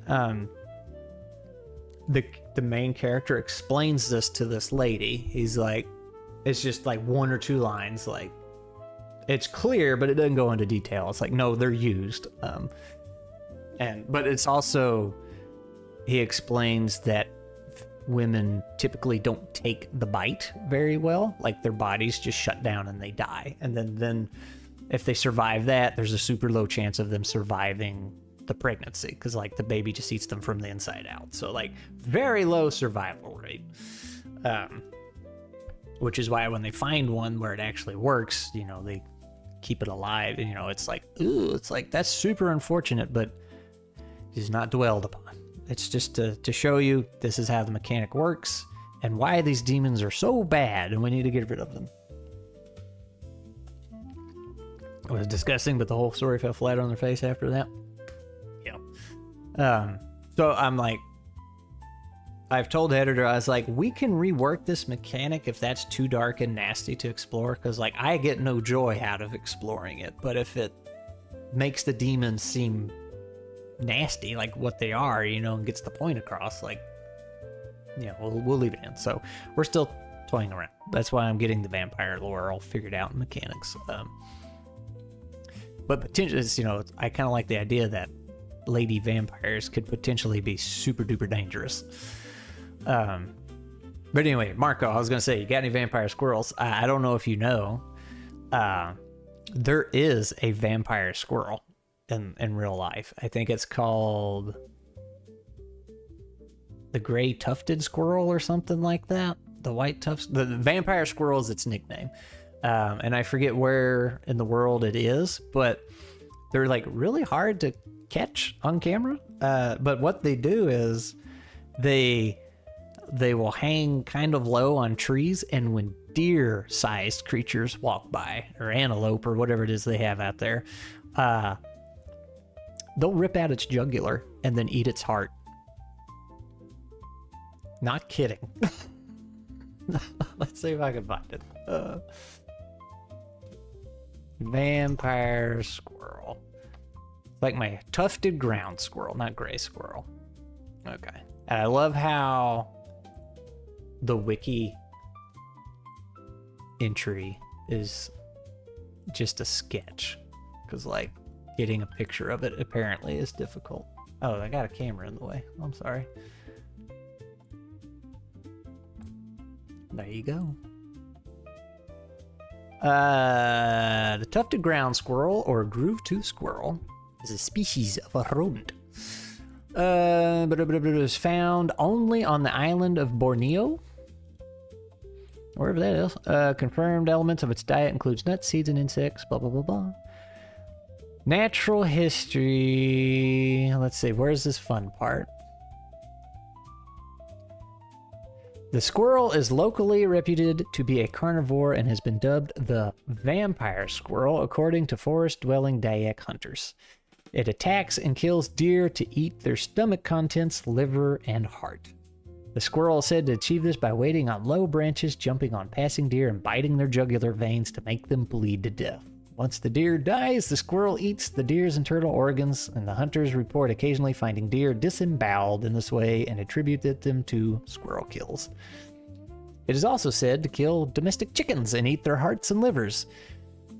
Although this may seem far-fetched, the naturalist Edward Banks recorded in 1949 that the squirrel was wary, difficult to observe, and biting fiercely.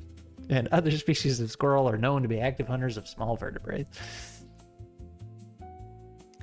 The squirrel's reputed carnivorousness has not been observed scientifically, but it is known to have a highly specialized diet that includes the nuts of the canarium tree. That's a nasty little dude. Hearts are so chewy. Bornean tufted yeah. That's where pygmy elephants live. So, are you saying a squirrel could eat an elephant? That's what I'm hearing.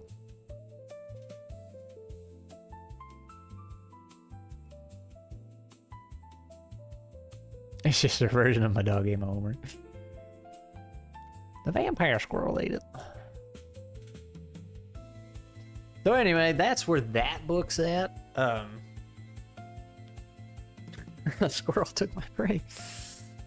It's like I said, it touches on some stuff a lot darker that I want to touch on, but like I have to do it in the background in order to make the story make sense, even if the story doesn't get into it. So, you know, we've talked about that. Like, you do a lot of world building, but just, you know, only so much makes it to the story, but you need to do it so the story can make sense. It has a bonus for a predator roll. Yeah, it does. He'll be in the exotic DLC. So, and I think that's all I need to do for that book. And like I said, that's what's coming back in May. And then we'll have a lot to do there. Pokemon does have a few squirrels. It's got Squirtle. It's my two favorite animals. It's a squirrel and a turtle.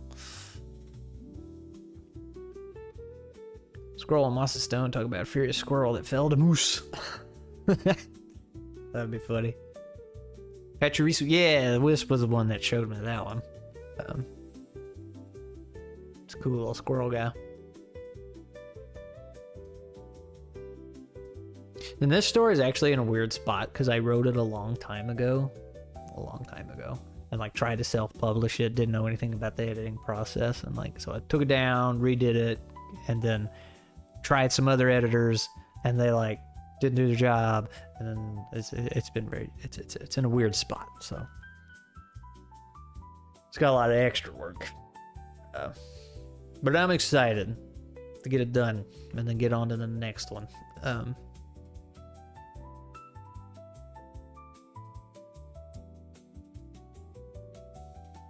Well, apparently I locked the cat out on the porch. Oops.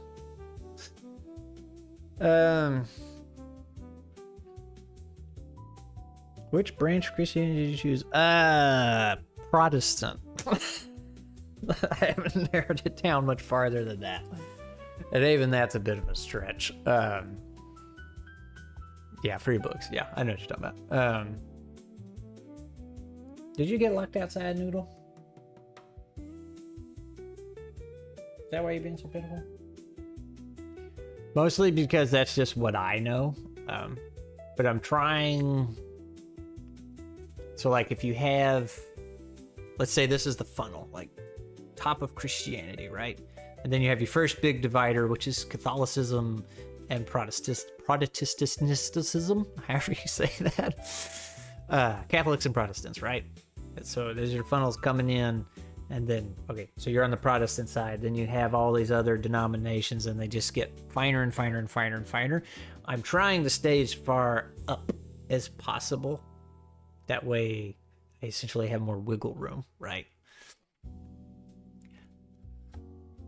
Because the higher up you are in the funnel, right? You have more room this way versus the theology and rules get finer and finer and finer and finer as you get deeper down into the denominations. So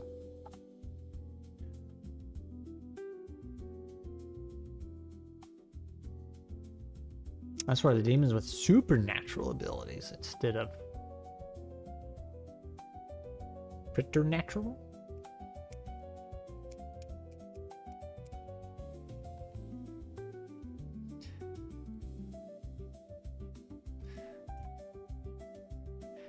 Definitely looking at Orthodox denominations that might help. The demon is dyslexia, man. Yeah, so it sounds like I should have done a religious world building stream. Well, I have everything booked for tomorrow. Technically, we could, but normally I would set something up, but I kind of got to get this one done before I leave Wednesday. So I don't have to get it like super done, but I need to give her something that's a little better than what I currently have. So ready to harvest.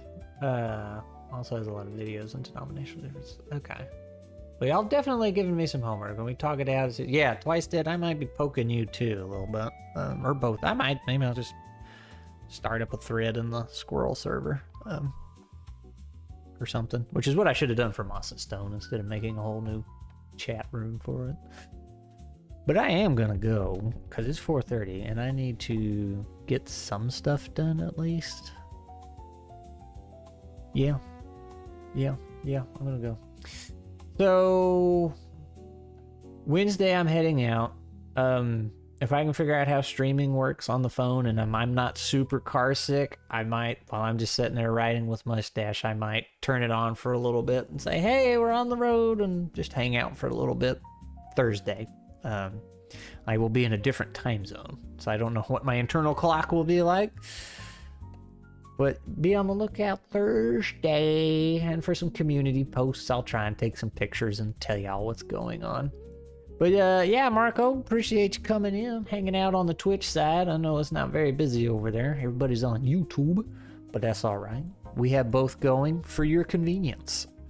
And if I don't see y'all Thursday, I will see y'all next week, because I will be back late Monday. So I will, if I'm not sick and puking, I'll try and stream Tuesday.